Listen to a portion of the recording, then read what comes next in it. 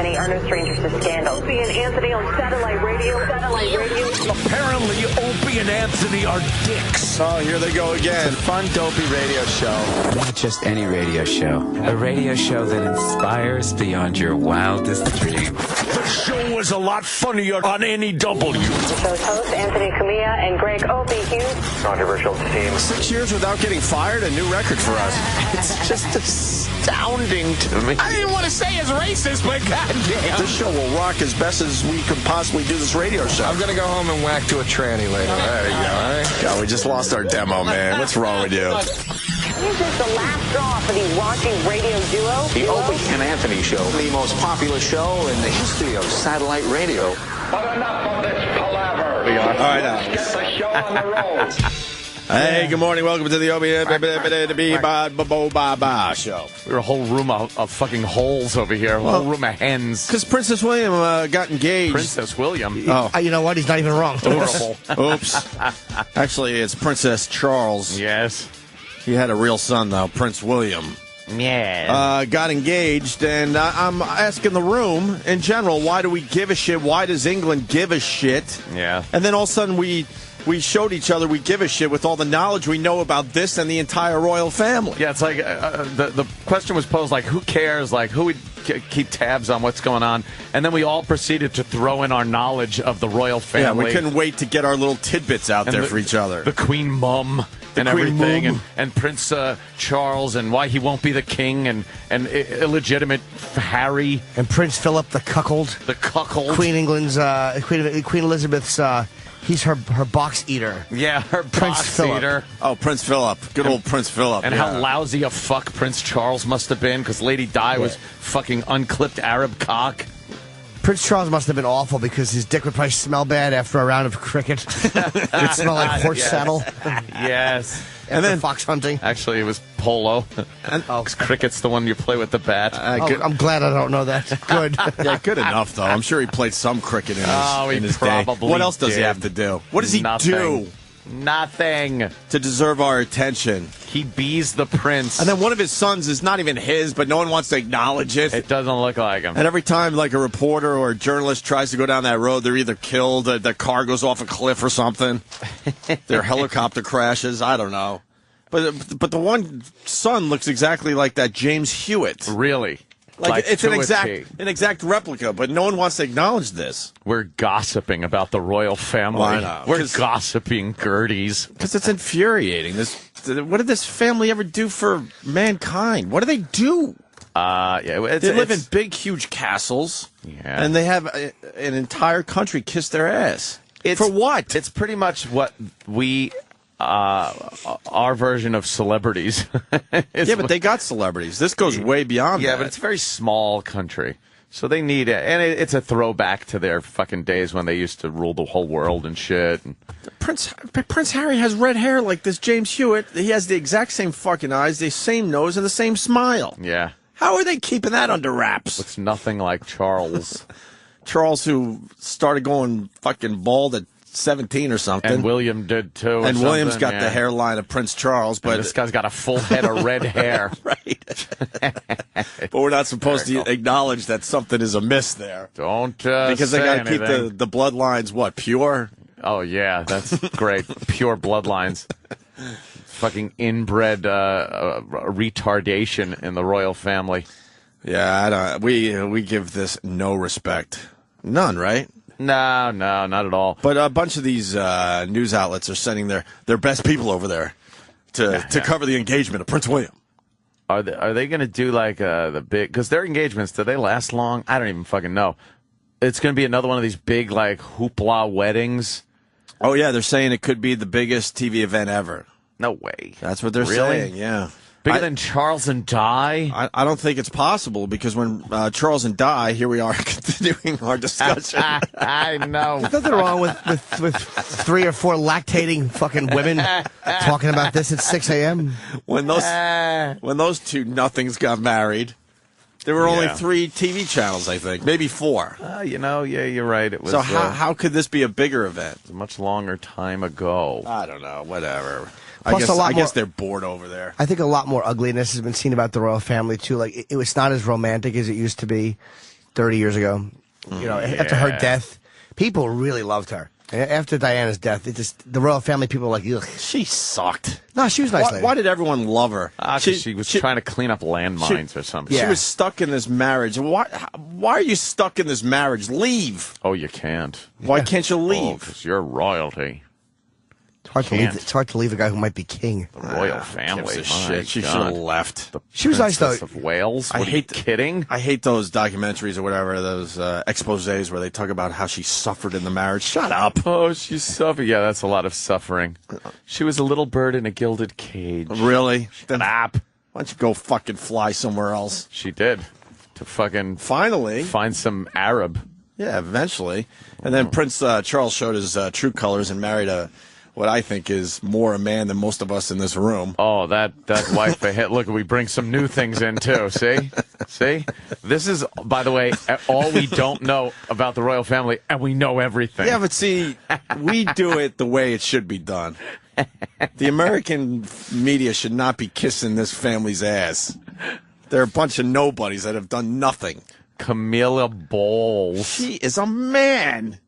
Like Mary Poppins or some shit. You think? Where's this chick that Prince Williams is going to She's eight. marry? She's eight.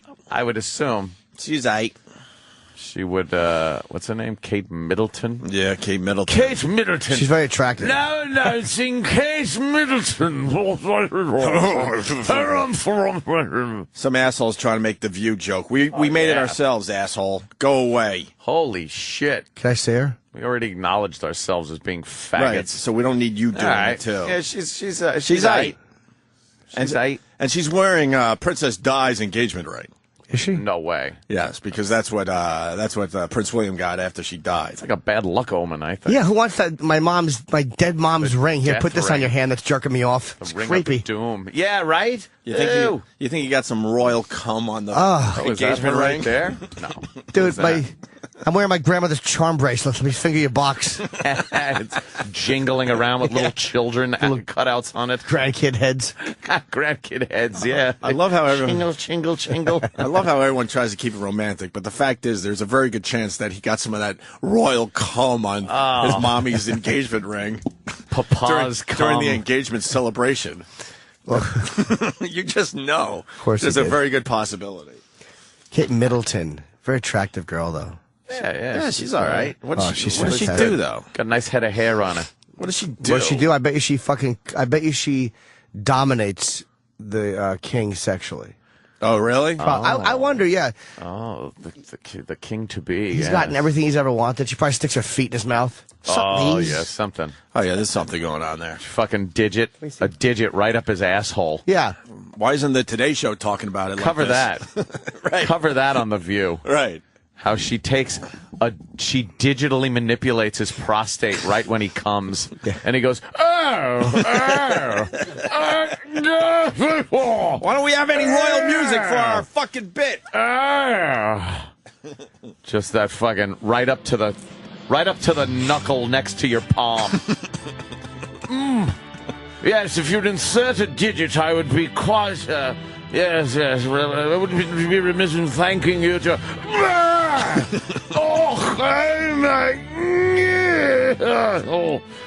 you will be queen someday.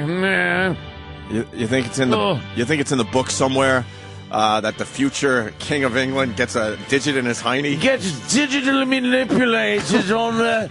Yes, please milk my prostate, would you please, when you jerk me off with me mum's ring? Yes, watch out, it scrapes a bit on the head of my penis. There's a...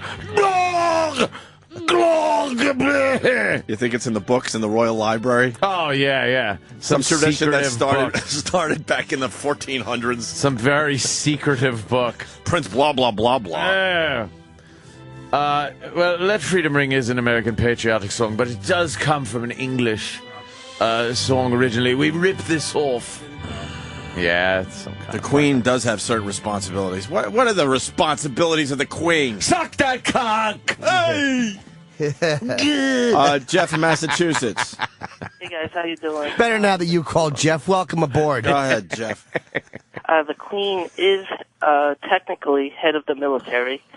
She also is head of the church in England, and she opens and closes certain sessions of Parliament. But most of it, like Anthony said, is just a throwback. They're just titles and formalities, that's all. Yeah, do you honestly think she's fucking determining strategy for the military? No, I don't think so.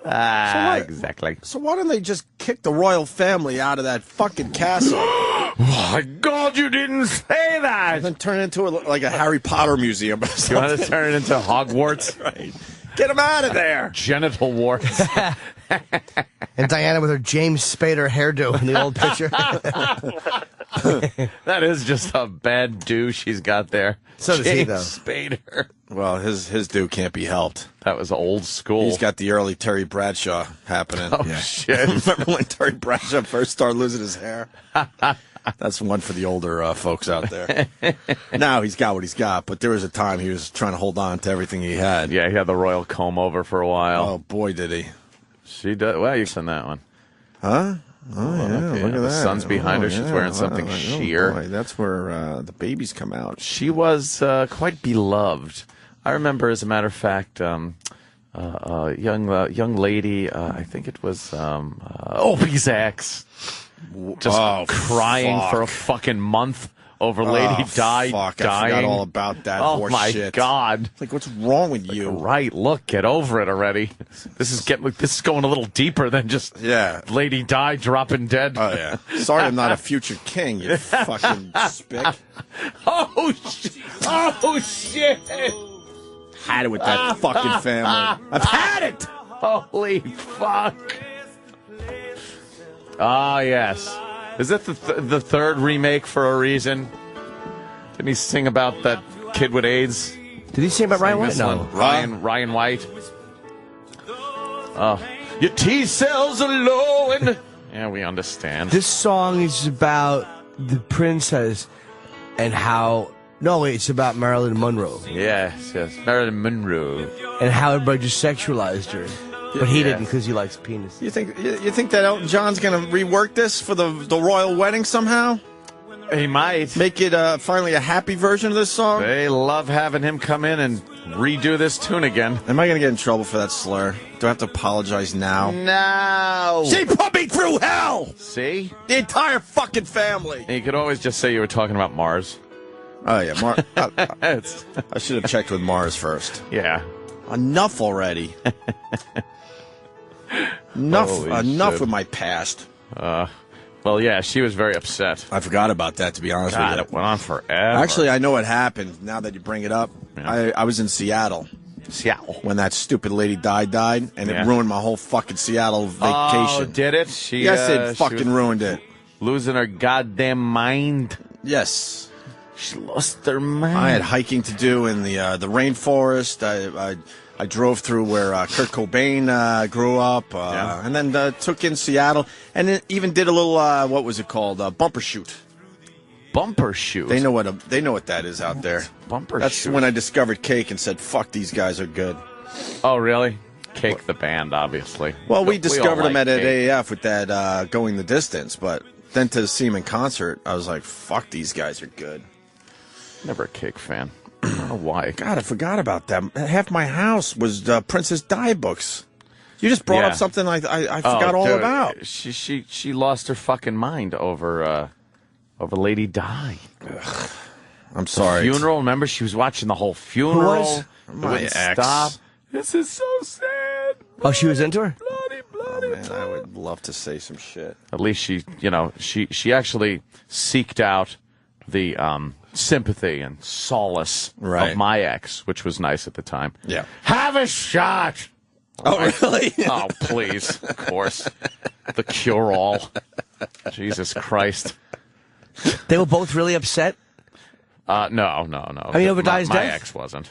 What year was that? 90? Did I know you guys that happened? Opie's ex was. I don't think so. I don't think I knew you This yet. was like Lady Di died when I was in Seattle, which was about before he moved to New York. So it had to be 90. I'm going to go with 94? 96 or 96. You guys were in Boston, right? Wait, when did we move to New York? I'm so confused now. I believe you moved in 98. 98? I'm guessing. All right, so it was like 96 or 97 Princess Di died, right?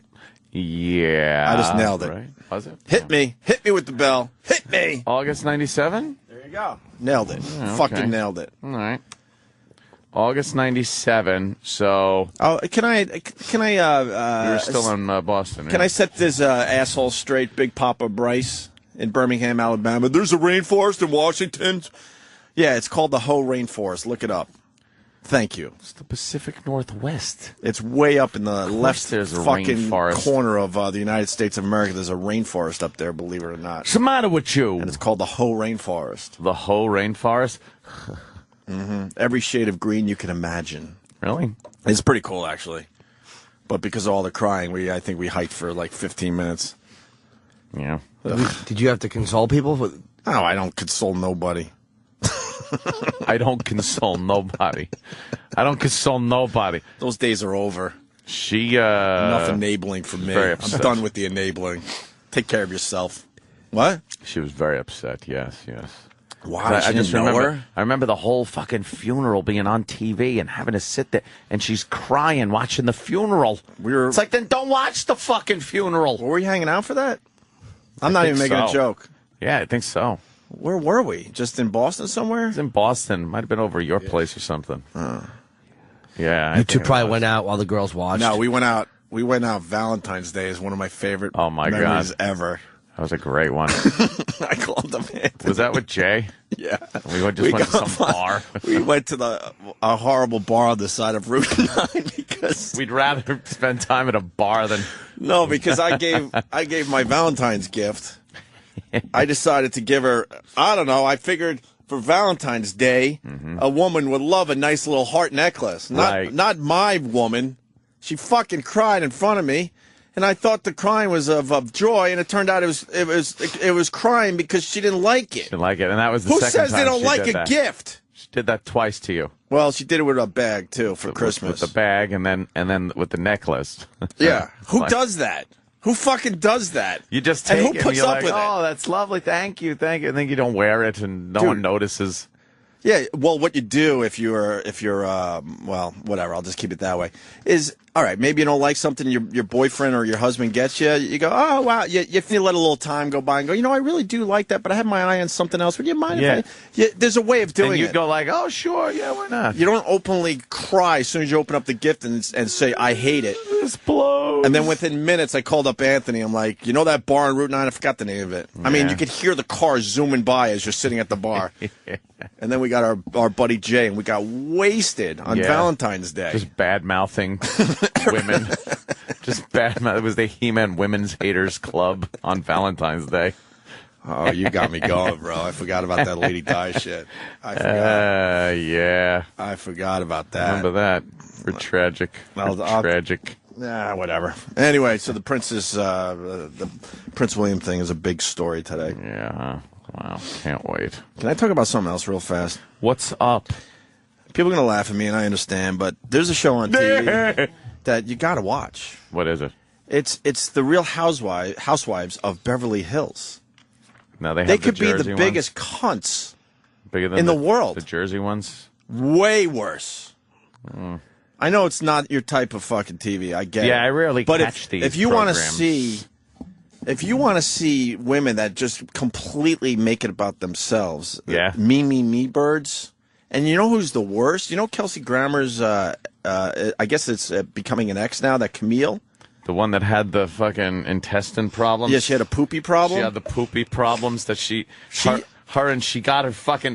Kelsey Grammer to have to do PSAs for her poopy problems. Yeah. How emasculating. My girl's watching this. She goes, you have to watch this. And I said, okay. And I watched an hour of it. I saw one episode so far.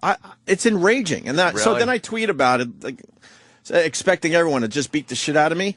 And a whole bunch of people like, dude, thank God you're talking about this show. My girl watches it. And some people say, and I watch it too. And it's so fucking enraging how they make it about themselves. Their lives are so easy. And then they talk about how hard their lives are. And Kelsey Grammer's broad could be the biggest cunt in the country. Really? It could be. No wonder it's an X. There's a scene in the episode I saw, maybe the guys could pull it, where she flies into New York because Kelsey Grammer's doing a play.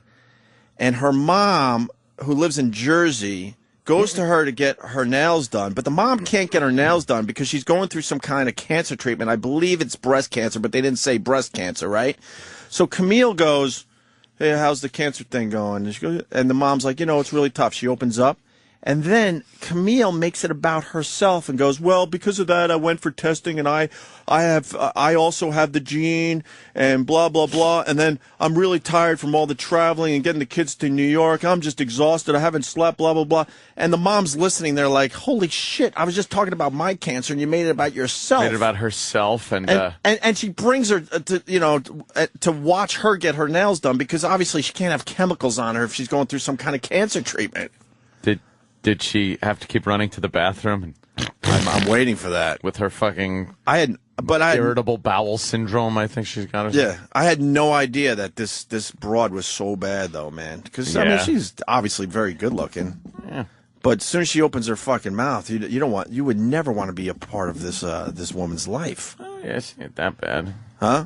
Well, she's getting older now too. Yeah. They've been around forever. But supposedly, cup of tea. Supposedly Kelsey kind of. Blew her off for a newbie. Oh, did he? Yeah, he's got a newbie. That's and he's on the show, and you could tell he just doesn't want any part of it. Oh, I thought they were exes. Huh? I thought they were exes. What, the housewives? No, I thought him and her were like split up or something. I think they just split up. Yeah. Oh, okay. Within the last 6 months or so. Oh. So I mean. We got to get a couple clips because it's just unbelievable. Hear these cunts talking. You are so bad. And then people are telling me that the Atlanta housewives are even worse. What are they just picking cities now and just? Oh doing yeah, they've done thing? New York, Jersey, Atlanta. Atlanta, is it all black in Atlanta? Oh yeah, yeah. It's Chocolate City. They man. got the sisters. They got the sisters. A couple of the sisters. Oh yeah, man. And now they're doing Beverly Hills. I don't know where they go after Beverly Hills because that is a world that I would guess San Francisco and it's all just Asian. Go Asians in San Francisco.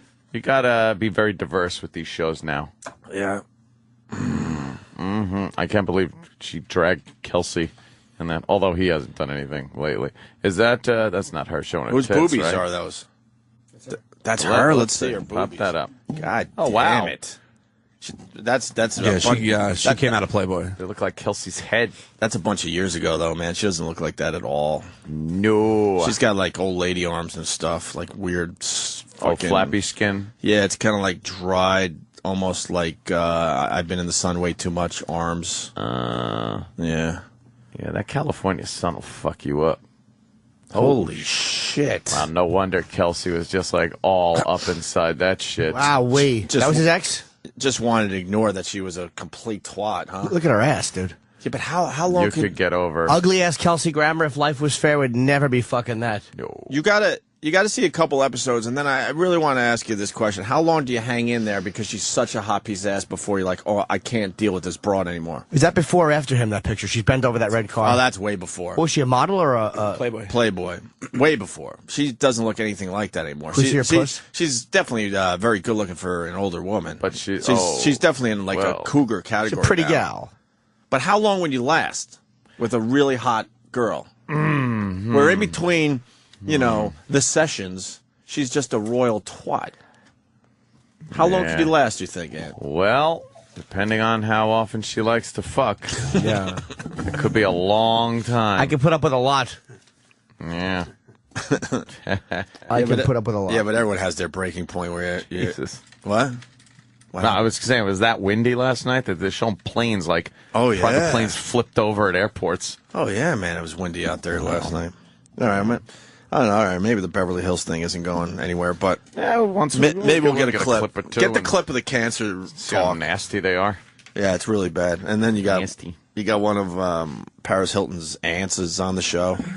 Oh, really? And then you got some old child star. She's on there, and now she's like royalty in Beverly Hills. What is that? See, I'm pretty hip to the child star. I was trying to figure out what show she was shows. on. Was there something called what was it, Witch Mountain or something like that? Escape from Witch Mountain. You know the blonde in that, was little blonde the girl, little blonde that used to actually be on Nanny and the Professor. That's what I was thinking. Yeah, see, that broad is now an old broad, and she's part of the Housewives. An old broad. She put a movie out in the '80s where she had like crimped hair and shit, and kind of looked good for 3 seconds.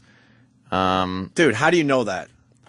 I don't know, because I thought she was kind of hot in that movie. But I'm talking about an obscure... Yeah, see, that's her. Yeah, that's her. I'm talking about her, and how do you have knowledge on her? I didn't even remember what she starred in as a kid. I was in love with her as a kid. What was her name? Well, you wouldn't be in love with the current version of her. I'm trying to think of her name. That's Jack Nicholson. Hit the button back. Oh, it's the wrong person. It's Jack Nicholson. Yeah, we need any pics of her now? See what she looks like. Kim Richards. That was it. Kim Richards. That's her? Yeah. And like I said, she had a movie in the 80s where she looked pretty good. Yeah, that's her. Yeah, she's on this. How is she even, like, I haven't heard hide nor hair of her. Oh, and that's years ago, too. Really? Yeah, she doesn't look like that at all. Still? She's one of the Real Housewives of Beverly Hills. Yeah, I mean, yeah. And the guy she was with in Escape from Witch Mountain, he was the guy in Star Trek The Wrath of Khan that was in the engineering section, Scotty's nephew, that winds up getting killed and grabs Captain Kirk's little lapel there and gets blood on it. You know, that's not even cool. That's just creepy, you know that shit. Yeah. It really is. I know. I just watched so much television and movies and stuff. My mommy just placed me in front of the TV and left me there. Loopy in New York. Loopy. Hey, how you doing? What's up, Loop? All right. What's it called? My wife watches all these fucking housewife shows. One tuck, one no tuck, Lupe. All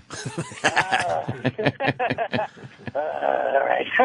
And either call me a good husband or a faggot for watching them with her. Take your pick. I know faggot. Yeah, a good husband and a faggot. If you're a good husband, you are a faggot. Misogynistic Anthony. You know, it's just Anthony. Yes, of course. A lovely good morning. It's just Anthony. I'm breathing Jim. Might be redundant. There's a lot of TV shows, if you watch, you could certainly use the faggot word. But I think Real Housewives of Beverly Hills, I think you kind of get a pass because it's unbelievable. Yeah. What these women are all about. What, Loopy? Sorry about that. I can't stand most of the bitches on the show. Not for nothing. But there was this great shot of Kelsey Grammer's wife talking about how she gave up everything. I was with him when he was going through rehab, and I gave up everything to be with him. And God bless the director. Right after she said that, they cut to an exterior shot of their 5-bedroom vacation villa in fucking Hawaii. Yeah. Dude, the poor girl. Yeah, they're not fucking around with this show. They know she's a lunatic and she's just an asshole, and they're editing it properly instead of giving her a pass. So they put their foot in their mouth and then they kind of show. Oh, yeah. Like, she talks about how tough her life is. She has 2 nannies and she has assistants. She took a phone call at some kind of like get-together at her mansion, her Beverly Hills mansion. Get-together. And then when the phone call was done, she goes, hey, I forgot the lady's name. She goes, hey, could you take this? There's a lady that holds her cell phone for her. And then she goes back into talking about how tough her life is. She has 2 nannies per child. Whose kid is this? Kelsey's? Chelsea's wife has 2 nannies Chelsea's per wife? kid. Kelsey's, yeah, I said that. Yeah, she's got so much help for 2 kids. And she doesn't even really see or raise her own kids. And then she's talking about how tough it is to be a mom. I wonder if that's why he pays for all that, because he thinks she's such a vapid idiot. He doesn't want her. He wants somebody else. You know what I mean? Maybe because she's such a fucking annoyance, he wants somebody else there. She's the worst. It's unbelievable how bad this woman is. It's just, I'm just enraged by it. That's good. How about Oops. things? How about things work? Yeah. That's supposed to be. See what is? Oh, this doesn't work. It's supposed to be goddamn rich cunts. I kill rich cunts. Oh, really? And it's a taser. I'm glad that language didn't go through. That ain't Taser. happening. Let me say hi to Jim in New York. Jim. Hey, buddy, I'm right here. What's up, Jimmy Norton? Hi. Big Atlantic City show, I noticed. Oh, my God, yes. So happy. Jim in New York, what's up? Yo, Opie, how you doing? All right, brother. I just wanted to let you know, when Anthony was talking about Kim Richards, I was totally like waiting to call in to give him the name because you're saying he's wrong for knowing this stuff. Yeah. Everything he said, I knew. Yeah, see. How do you guys know about Kim Richards? Because he's another creep. Yeah, she hasn't. Well, yeah. She hasn't. But everyone loved her back then. What was she in? Exactly. She was in Hello, Larry, the worst sitcom ever with McLean Stevenson. Yeah. She was in the Witch Mountain movies, including the one that was put out like a year ago, where she's got like that I smoke 5 packs a day mouth going on. Oh Christ! Yeah. But I mean, for a woman who's got to be what, 50, yeah, she's still looking all right. Yeah, I think your infatuation's gone a little far. Yeah, Well, we don't all get to hook up with TV weather girls. I liked her in Nanny and the Professor. Yeah, but you're a pedophile. but I was a kid. Like I said, we'll go back to that argument. There's a million fucking guys calling. They know about Kim Richards. I don't know who she is. Let me say hi to Steve on Long Island. Steve. Hey, guys. Happy birthday, Emmy. I wanted to know if you saw the episode. Funkus! By the way, hold on 2 seconds. We got to clear this up. What happened? Whoever set up the instant replays, I got yours, you got mine. Of course. Who did that? E-Rock. And it says right up top. E-Rock? Mars? No, he wasn't here. Who did it? Sorry, E-Rock, for blaming you. Who fucked it up? God. Heads are going to roll! Who sets this up usually? Who did it? I love knowing, because I love watching the pass the buck game. Where's the pass the buck game? Who sets this up? Someone will be like, well, I was supposed to, but then this and that. I bet Someone had to bring it. It had to be Mars. Just because we don't give a shit doesn't mean that everyone else could play that game. Right. They still got to work hard. Someone else has to cover for the fact that we don't care. See, I told you. They even admitted Once again, they admitted it. They admitted it. It's not a bit, I'm telling you. They actually hate each other. They don't care. They're in at fucking 6:15 and out at 10 o'clock. Fucking assholes. They used to care at NEW. They left at 10:02. All right. Our contract's till 10 o'clock. Deal with it or fucking drop the service. That's your choice. Enough staff, already. Or as we like to call them, the Spanish Inquisition is now in for to find out don't what beat happened up the black kid, man. to the shortcut. He's cool. I like the black kid. What happened? Jesus. I like him, man. He's got a name. He had Tom. I know Tom. He had a good appearance Oh, on the thanks. show I didn't know yesterday. what it was. Hi. I got to introduce you to my Uncle Tom. Oh, God. Why? I got an uncle, and his name's Tom. Why is I'm an Uncle What? Tom. Are you an Uncle Tom, too? Yeah, Congratulations. I've got I'm an Uncle Paul. Do you do the same things I do? Get it? I like children. Why would a black family name their kids Tom? That's crazy. Maybe That's a it's name you named would think they would after, avoid. Somebody else in Because the eventually family. they become uncles.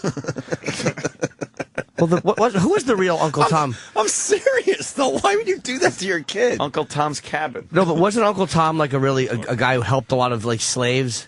There's this one episode of a black sitcom. It was either the Jeffersons or whatever. Is that where you're getting your fucking history? Yes, but it was someone insulted. It was one of those shows where Good Times, where someone got called an Uncle Tom. He goes, "Well, I'd be proud to be Uncle Tom," and he explained who Uncle Tom was. And then he got this from the audience. So why do you always? Yeah. You remember that? James, why don't you tell him about Uncle Tom, James? Did you Google that, Danny? Who Uncle Tom was? JJ. I don't remember who he was. So is an Uncle Tom someone that helps white?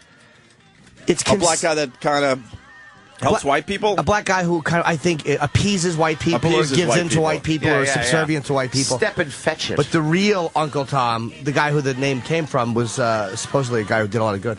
I thought it was like minstrel show shit. Or, Yeah. I don't know. What's up, Tom? How are you, brother? I'm good. You messed up the replays. Was that you? That was me. Aw, damn. But, you know why? They look alike. The replays, because they're exactly the same, is what I'm saying. Oh, my God. Holy shit. Oh, my God. Everyone takes everything I say so wrong. I totally meant that. That's terrible. Awful stereotype joke. What happened? You just looked. You didn't So see I, the Opie up top there? No. I wasn't paying attention. Oh, boy. I'm an intern, but E-Rock was supposed to come in and check. Oh! There it is. The buck has been passed. Technically, he is. You know something? I love how he goes, I'm just an intern. I'm expecting someone to check my work. Now, is that the first time you've ever set up the instant replays? No, I've actually set them up Oh, you have? pretty much every other day. Well, okay, then I was going to be a little more sympathetic. But have you just been lucky all these times, that 50-50 shot of getting it right, and you have? No, I actually wasn't aware that I messed it up, to be honest with you. I want to book him in a McDonald's commercial.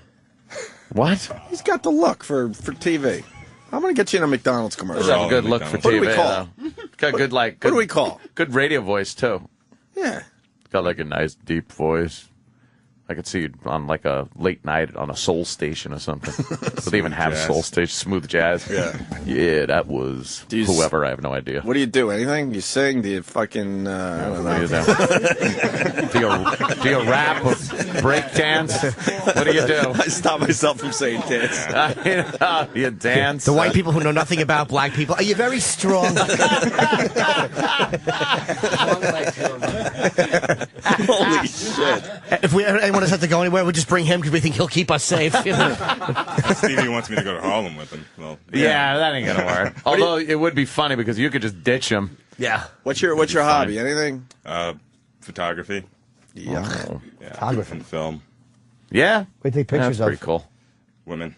What do you take pictures of? That's a fair question. Some guys like sailboats. You take pictures. Photographers take photographs. That's a good point. Jerome Brutus photographed feet before he murdered women with a frying pan. All right. Perhaps he took pictures. He takes artistic shots of black girls' assholes. That's his thing. Ask him. Really? What's your thing? Not black girls, surprisingly. Yeah. You more into white chicks or black chicks? Spanish chicks, we know that. I dabble. You dabble. Yeah. Little of both. But like hardcore, like neck going black chicks, you don't like that shit. See, that's the black community. A lot of black girls get pissed at that. Like, our strong brothers are all being taken by the white women. And it's like, well, stop that head thing. Like You're being all nasty.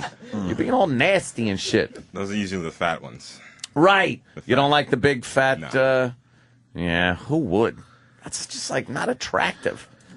I swear. Oh, the big. Yeah. Yeah. What, do you have any photo samples, Tom? I do, actually. I'm a You're not holding numbers up in front of yourself in them, are you? See, that's another stereotype joke of. Yes, he's been arrested for ruining a vagina.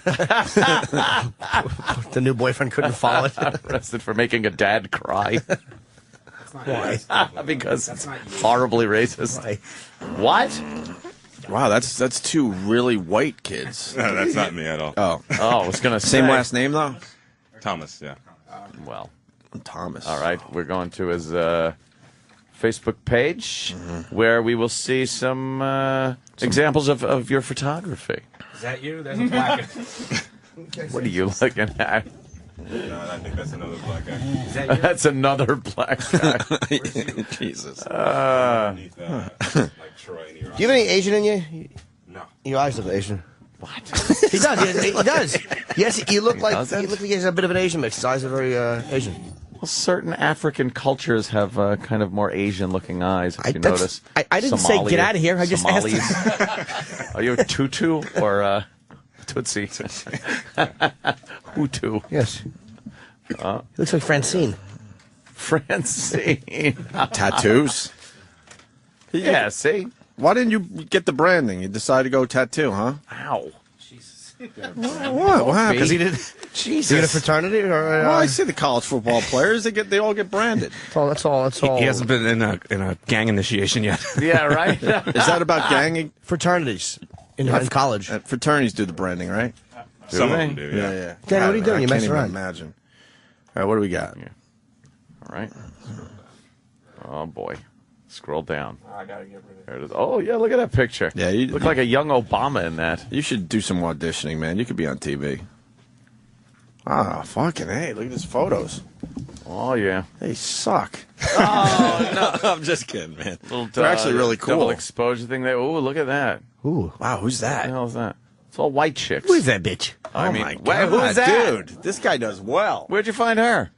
School. Yeah. Do you bang your models? All of them. You do? Except the guys, of course. Wow. That's what he does, though. He gets a camera. Yeah, I do some black and white artsy stuff, and he gets their shirt off. Yeah. This guy's got game. Well, that picture's a little weird. Yeah, that's the one that would like me. Some guy in panties and fucking thigh highs. That's the gay. Wow, wait. Wow, look at these girls you got at your school. Huh? What school? I go to Marymount. Okay, I'll remember not to send any white girl I know there. Yeah, your photos are all right. Yeah. Are they going anywhere, these photos, or just kind of... I've been submitting it to like different art galleries. I haven't really heard back from anyone. Well, you have a weird exposure on them. What is like the double? What's that right there? It's a double guy. exposed. Is that a person smoking? Yeah. It's a guy with weird elf hair. It's a girl. Actually. It's a girl. Smoking in the streets behind her. And what'd you do? Expose it and turn a picture? Oh, I see the side face. Mm-hmm. That's No, a they're cool all right, photo. man. Yeah. You want us to promote this somehow? How do we do this? What do you not provide want your it? Facebook? It's up to you. Well, you can put my Facebook. Just Thomas Lawson. Because it was so easy to find. Yeah. There's a million Thomas Lawsons. Thomas Lawson? Yeah. Look for a young black man. In a suit. Your suit, right? In a suit, right. He's smart, though. Do you have an account on Model Mayhem? I do, actually. Of course you do. Yeah. He knows. What's that about? Please, he knows. He's fucking everything. It's a site where they actually have really good photographers and models It's have. all my info. But are the models like doing a little more than modeling? Some are, Is that some what are you're not. Getting at? No. They're all. Some will do nude. Some will do only artistic nude. They have it broken down into categories. Okay. That's not Lady Gaga, is it? Yeah. You met Lady Gaga? Yeah. Where's How? that? I was having dinner with friends at Mr. Chow's, and she came in and Uh-huh. closed the place down. With like a fucking rhinestone. Wait, how are you Hannibal hanging out at Lecter. Mr. Chow's? Mr. Chow's is fucking great. Jonathan took me there for my birthday. He's got some shit going on. Yeah, there's something going on. Drug dealer? What do you got? It sounds to me like everybody that goes to this fucking school is just a rich asshole. I'm not calling you a rich asshole. I'm just saying. Are you rich? So wait, she shut the place down. You just walked up Sean, to her and the said, "Can I take a girlfriend. picture with you?" Yeah, before I left. Was no one else taking pictures with her? No. Everyone wanted to. He had the balls. Good for you. Yeah, there's a Lady Gaga And she didn't want to picture. seem racist. You know what? That's a big part of it. White performers love when a black guy likes them. Yeah, Because it makes yeah. you feel like you're kind of cooler. Look at that, Eminem. Where'd you get Eminem? At my job, actually. Look like you're carrying him. How short is that guy? Wait, where? He's really small. Wait, you dress like that for your job? What do you do for work? Personal assistant to a designer in Soho. A little PA action. Oh, wow. How fucking short is Eminem? And this kid's been downplaying his shit, man. This guy's part of the scene. Wait, Tom, are you standing on a milk crate? How fucking Eminem comes up to his armpit? He's tall. You're what, 6'2"? 6'3". 6'3". Oh, okay. So Eminem's like what, 5'8"? I would give it 5. Yeah, maybe. Yeah, he's kind of short. 5'7", Like my 5'8". height, guys like myself and Yeah, Eminem. you're about right. You just happen to see him getting out of a truck, So No, he was actually doing a photo shoot. and he was cool to you. Yeah. And you were like working there? Yeah. Yeah. Those are two great photos. Why the I don't have, by the way. Why the fuck would you get us coffee when you're hanging out with Eminem and getting pictures with Yeah, Lady that's Gaga? really gotta suck. What's up? You're getting You look like you're well on your reprimanded. way. He's getting reprimanded for not setting up Yeah, the exactly. fucking Where's I know, my look at pictures this. from Dugal? stupid wacky sound effect machine. And look at this guy. Picture of me and Lewis Black pointing at each other. Oh, There's another picture. He's hanging out with models. He Yeah, takes where's pictures all of the two models. broads in the upper right? What's Oh, that those are about? My German girls. you German girls? Oh, great. Did you under the glass coffee table Yeah, shoot? shit on him. Did you have to fuck a chicken? What do you Yeah, mean? squid, yeah. What do you mean they're your Wow, German Lee. girls? They're friends I know from Germany who came in to visit me during like Fashion Week. All right, what's up with this guy? Germany, huh? You ever been there? Yeah. Yeah. Why are you here? Yeah, what are you This doing? is so below you. You know are you you hang doing? out with Blind Stevie? Yeah, Blind Stevie is the likes of the interns we get. Right. That's pretty much it. What do you want to do? Like, do you want to be Wants in to radio? Fuck white women, apparently. But he's doing that. Damn So good job. you're in the wrong place for that. We don't get any pussy in here. This guy's been under the radar, just being real quiet and doing everything we ask. And he's got this whole life that's way better than ours. So what? What do you want to do? Well, everyone told me to do like voice stuff, so I was like, what better place than like radio? So Okay. A little Yeah. voiceover Yeah, he's a work, good voice. things like that. Have you voiced anything yet? no, And you've been here I've actually for 6 months, right? For Ray, but You haven't nothing's voiced coming anything up for our yet. channel? Not for the channel, no. Yeah, we should have him do something. Yeah. Wow, all right. Personal assistant Hot in chicks. Soho. Yeah, Do you like the person you work for? yeah. She's Is she demanding? Well, kind of, because she's not from here. She's Where's she from? Argentina. Okay. You speak Spanish? A Benetton ad, this motherfucker. Holy shit. So you do what? Do all her appointments and all of her? Yeah, basic administrative stuff. Do you have to lick her box? Oh, God. Damn. Fair question. That's what I would do if I was a woman and I had an assistant. Eat it. It's not a crazy question. If you're a female mogul, I would assume you would get personal assistants to lick your box. Do you have to sign a confidentiality clause, like with all her personal info? You can't. Yeah. And which means for the rest of your life, you could never give out what she does or any of that stuff. Yeah. Is she pretty famous? Yeah. Oh. Yeah, she is. In the photography world or in the fashion world? In fashion. Yeah. Oh, Vera Wang. No. No, of course. Was she mad that you were getting pictures with Lady Gaga, or she didn't care? Oh, she didn't care. Was she there? No. Okay. She actually lives near where this actual store is. She has 4 stores, and 2 in New York, 2 in LA, and she lives down the street from the one in Soho. But she doesn't really care. I think we should do him a favor and fire him. There's no reason you should be here. Huh? He's way too good. He's here on time, early. Yeah, he really is. Doesn't give anyone any problems. Way overqualified. He's the friendliest intern. He says good morning every morning. Hello. Right. This Creepy. This shit fucking thing of being an intern here. He's hanging out with German models, Lady Gaga, Eminem. He's got to look at dumb fucking Stevie and be like, I am on an equal footing. He's got to look at dumb me and tell him, like, yeah, get me some eggs. Fuck the intern. Yeah, the guy dresses way better than me. I'll just go with me. That's fucking a horrible dresser. Look at what he dresses like every day. Yesterday, you were just talking about how sweatpants are the way to go. I'm embarrassed. What are you going to tell us about the glasses nerd chick now? All of a sudden, that she's fucking. Yeah, really? She's a princess from Sweden. Good for you, man. Dave Matthews? Yeah. Yeah, Dave Let me see Matthews. Dave picture. Matthews. Oh, what a creep he looks like. Looks like Lars Ulrich. He's really drunk that night. That was a pretty funny night. Wow, where were you? My buddy's bar. That's very vague. gotta- Because it you looks gotta- like a really nice bar. And you just asked him. Did they ever say no to you? Anyone? A few people have, yeah. Who said no to you? Let's try to think. Wait, so you hang out at Mainly hip hop guys, mainly Yeah, I've had a few of them be kind of dicks too. Who were they nice and said no? No. What did they say? Who said blew you off? Busta Rhymes blew me off. Buster, exactly, he was one. Did he really? Yeah, he's not. Oh shit. He was not nice. I would tell him that if I ever sat down with him too. He was rude. Yeah, you hang out in places where celebrities go. Nah, man. Not intentionally, but Yeah. Who else? I had Gene Simmons blow me off. Where'd you ask him? He was actually walking down the street by Central Park, and I was literally side by side with him, and he just didn't even acknowledge. Did you say have a picture? I was just trying to say hello to begin with, and then he just all right, straight ahead. Yeah. 2 guys that blew me off blew him off. Really? We live very parallel lives, but it's obvious where it ends. Hey, when genetics came in, it completely ends. Kevin from Connecticut has figured it out. This is Undercover Boss. This is Undercover Boss right here. Really? You don't know the show? I do, but I'm like, he's the boss. He probably fucking. Oh, no, runs he's Nate. XM. it's Mel. He comes in makeup. He does 4 hours of makeup before he comes in. Comes in as a black man. Puts on stilts.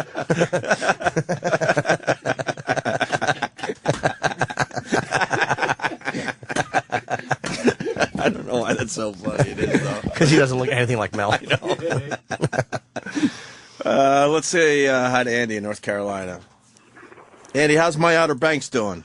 Hey, they're wonderful, Mike. Can't wait to shit on that beach again next summer, but go ahead. Hey, I was going to say, this dude sounds like Chocolate Rain guy. Ever seen Chocolate Rain? Can you sing Chocolate Rain? I don't think it sounds like him. What are you making him jump through hoops? No, oh my It's crazy. Come on. What get a reference from fucking this year. Chocolate Rain. It's old school. Well, that's all we know about the black culture. Chocolate Rain. A little bit. What else do we know? I don't know. Huh? Name something you know about the black culture. I'm just trying to actually figure out who that is that he's working for. I think I got it. What? Oh, you're doing some... Yeah, a little investigative reporting. Really? That's what I like to call it. Investigative reporting. I won't blow up his spot, though. Is it someone you know? No. See? Go that. You go like here, and... It could be.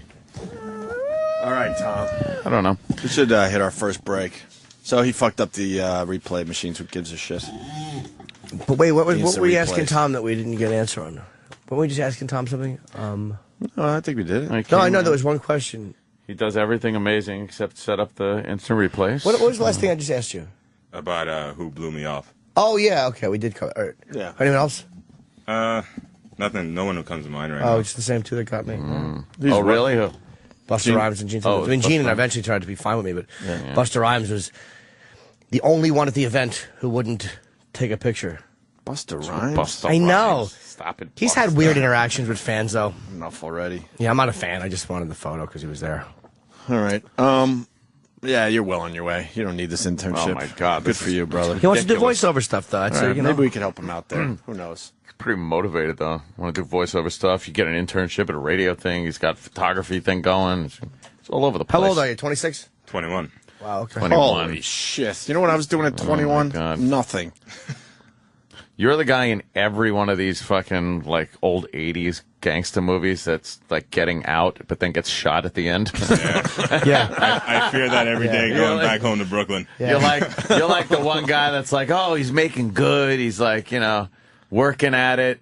And then there's like the guys that are just sitting on the porch with the 40s and fucking slinging dope and shit. And he's the one that in slow motion is trying to help somebody and he gets fucking He's shot. Kenny from Boys in the Hood. Yeah, Boys in the Hood. Yeah, exactly. Exactly. Yeah, poor Doughboy is going to have to avenge your murder. Oh, shit, man. I never want to crack this mic and go, hey, yeah, remember that intern, that black intern Tom? No. Oh, God, I hope not.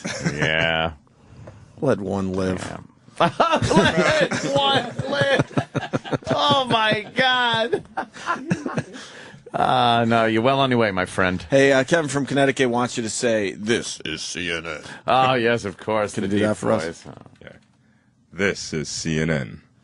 You have to put some balls behind it. You're doing it too nicely. Okay. You're too soft-spoken. That's why he's here. Yeah, picture James Earl Jones. Does he do that? Is that James Earl Jones? Oh, yes. Darth Vader. Gets paid a pretty penny to do that. Used to. I don't know. Still do it? I don't know if he does, Well, right? I'm sure they don't. He doesn't do it every time they need him. I'm sure he does it once. Liberal crap. Yeah, he's just got to show up every time. What do you think they call him? Look, we're going to commercial. Get in here. They tape it. That is Guy who silly. doesn't understand show business. He must just live in Atlanta.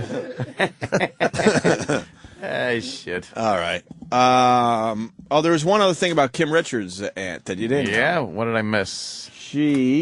Let me see.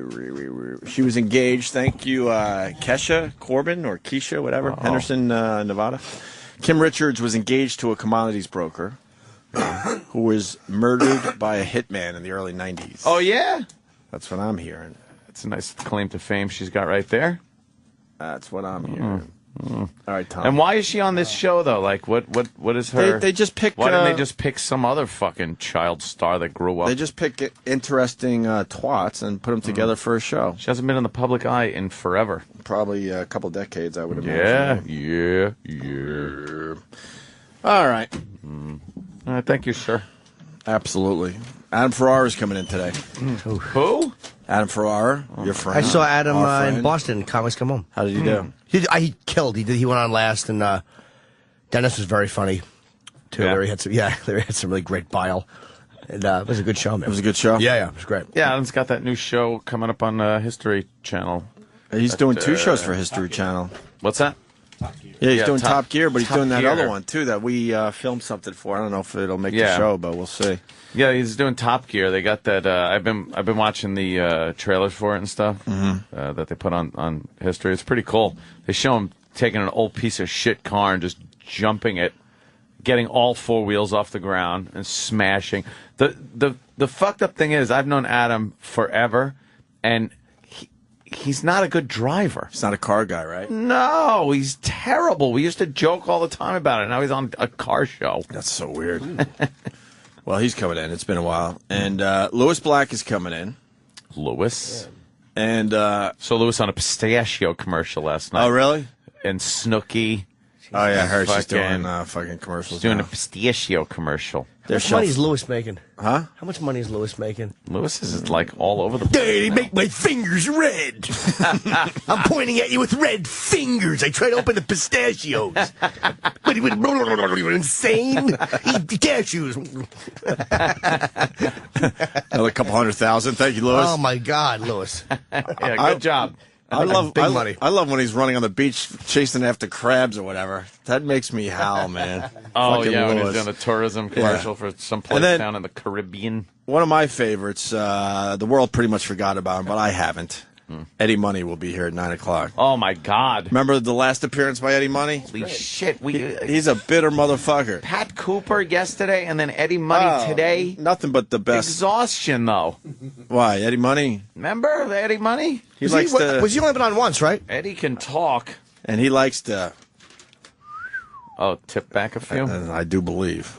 And will Derek be singing with Eddie Money today again? Hopefully. We're Oh, hoping. that's right. You forgot, right? D-Boy's Yeah. a huge Eddie Money fan. D-Boy, big fan. Like, Oh, that's right. and we thought it was a joke, but he lost his mind when he met Eddie Money last time. Yeah. And then Well, we had him singing together. Lost his mind. You have to have a mind first. Some guy got thrown off a plane for. Yeah. I wasn't trying to. I swear, Jimmy, I wasn't trying to divert attention from my bomb. It was just funny, though, to move on to the next subject. Yeah. That's what you do.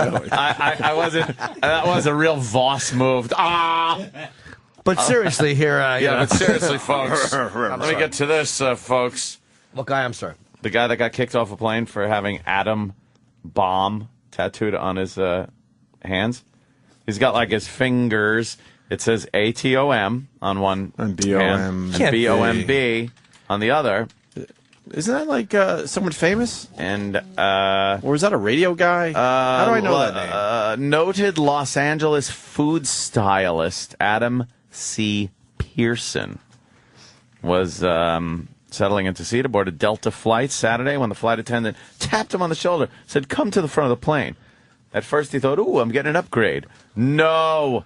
He was temporarily asked to step off the plane and learned that another passenger reported him for suspicious behavior and noted that he had the words "atom bomb" tattooed across his fingers.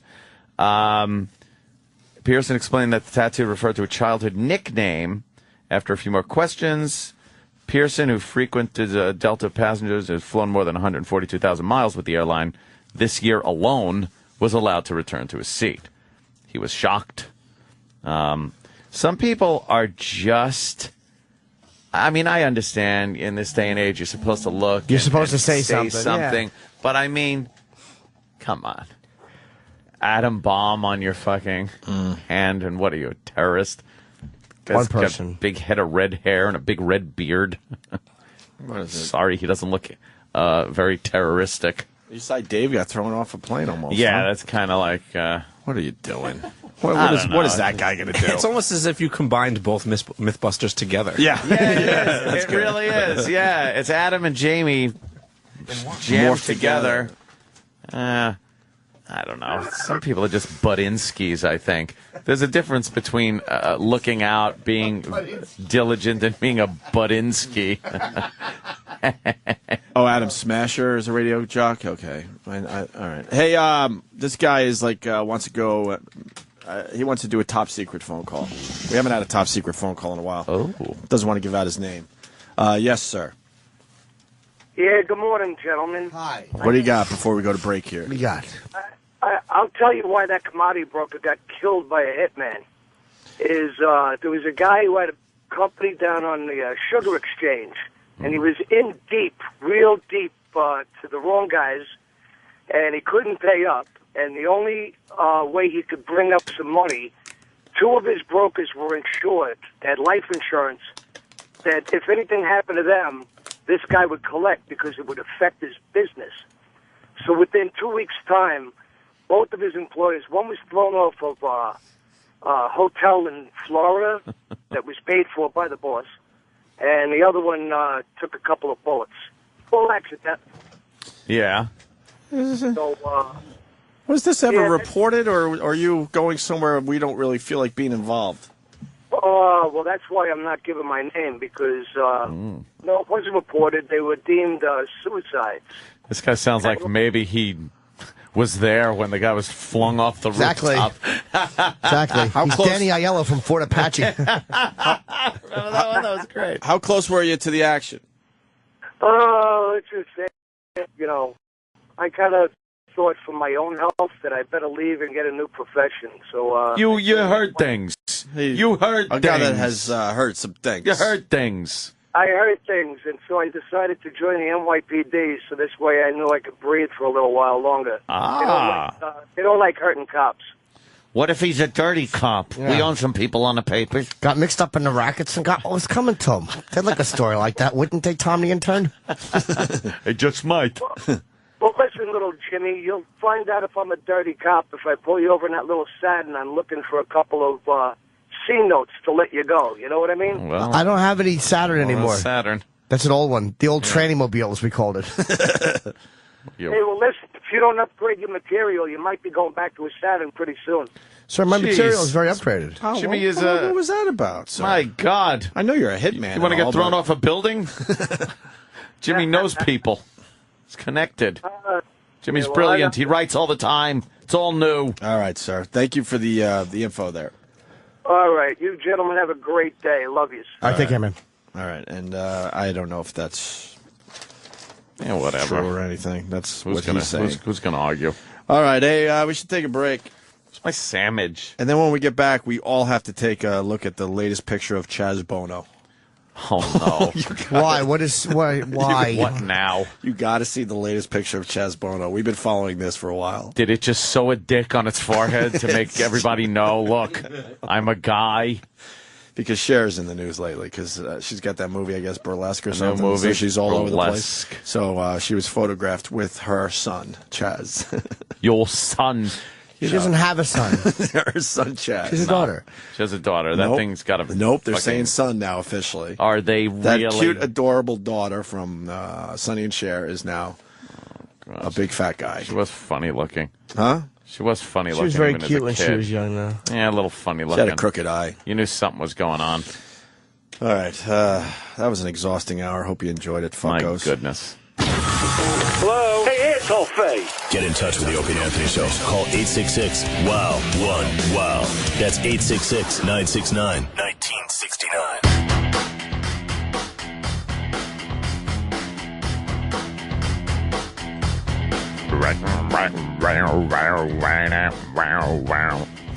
Hi, Opie and Anthony program. How's everybody today? Goodly, I hope. Is it hump day?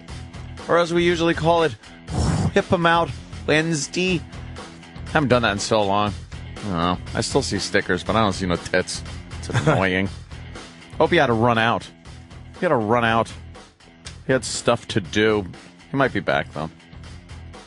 A little later. Yeah, he had a thing, let's just say. A ding! It's a ding! So, like when Captain Kirk beams down to the planet, we have Danny, like Sulu, going over to the board as a navigator. And then, like, some red shirt guy that's probably going to die in the episode takes over that post. Oh, wait, that's Travis. Travis is a red shirt from Star Trek. Yes, you are. I'm sorry, I was eating eggs. I'm still eating my eggs. You know something? People get very upset with the eating on the air thing. What's so upsetting about it? I try not. I mean, I've been trying to get better with it lately because I also sniffle. I'm very unpleasant. But you have to realize sometimes we have 4 or 5 minutes. We don't have a lot of time. And when you get up and you go, and I have to eat in the morning, I can't not eat. So when you get up and go to the bath, you come back 2.5 minutes later or 2 minutes later. That's fucking half the break is gone. So you're eating and pissing and shitting at the same time. I was having shit's going in, coming out. I went to get coffee, and did you? Yeah. How'd that work out? You Terrific. Got, got a nice cup.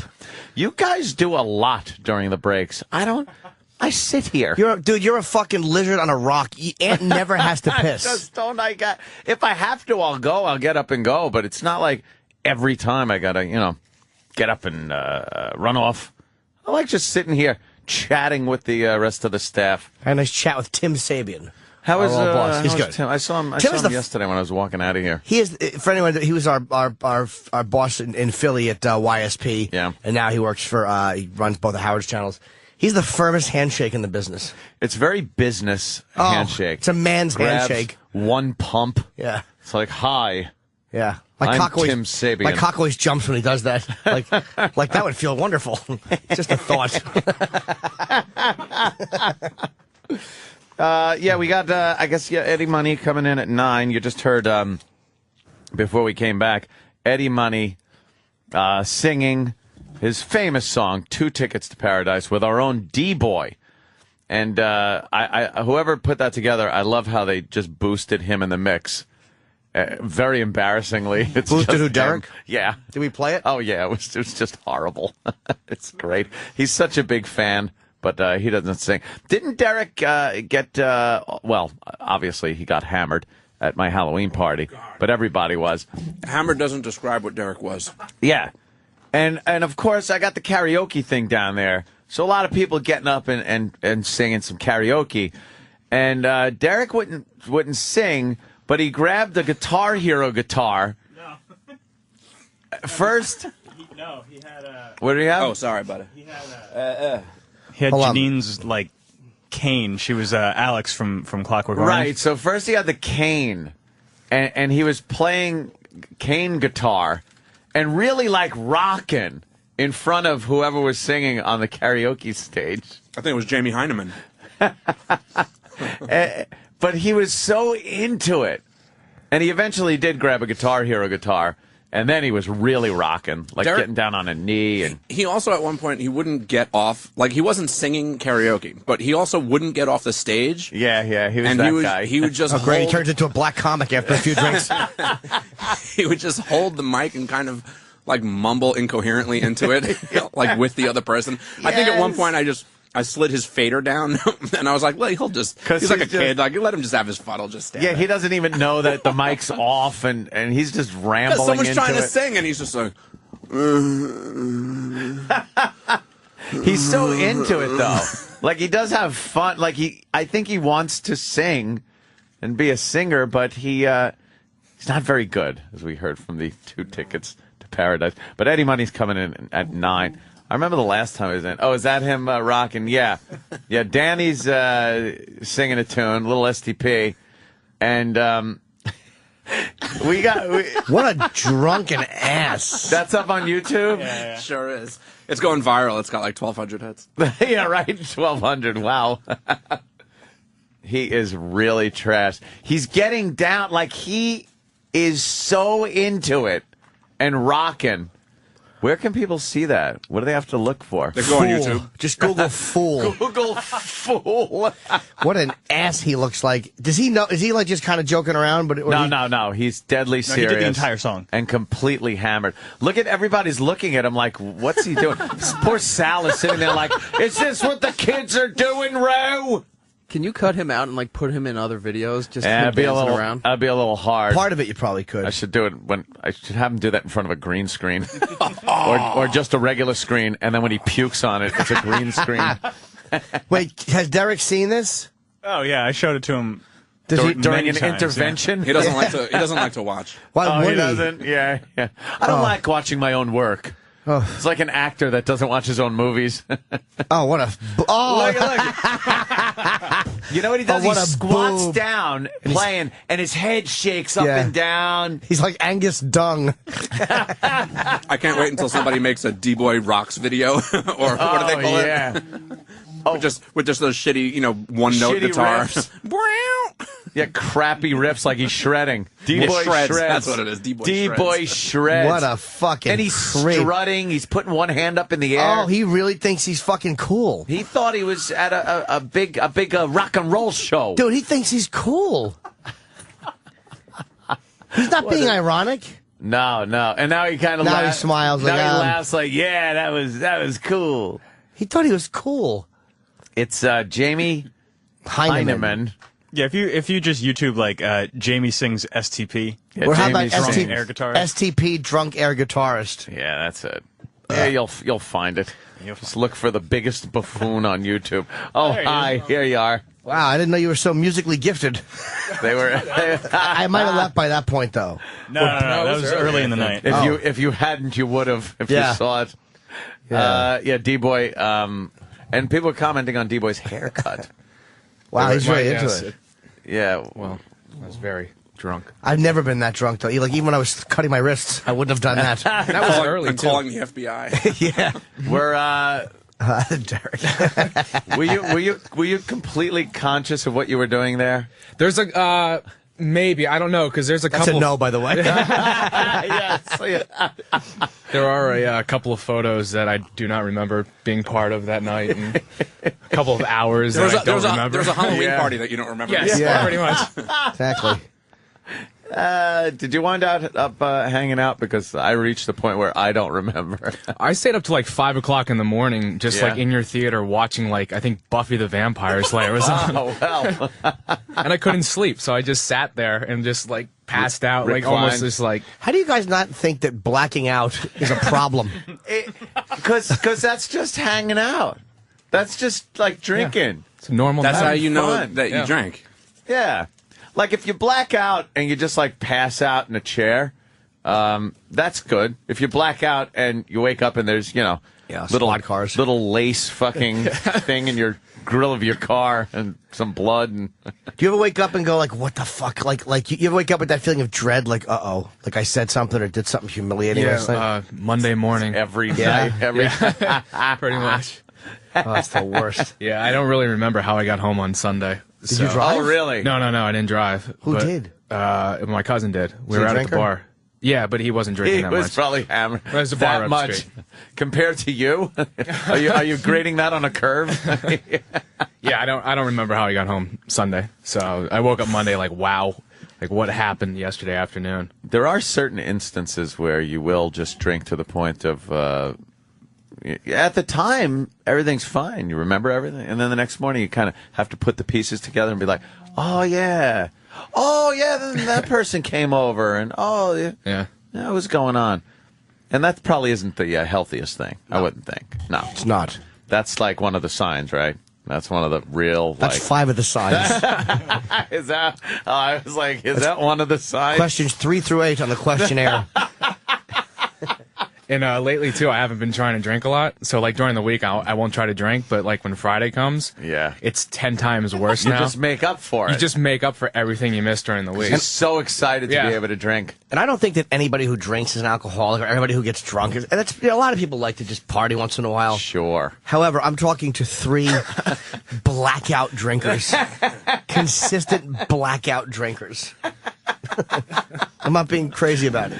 No, it is, it does get to the point where, There are nights, though, where I'll be having a few beers and just think, like, you know what? What am I doing?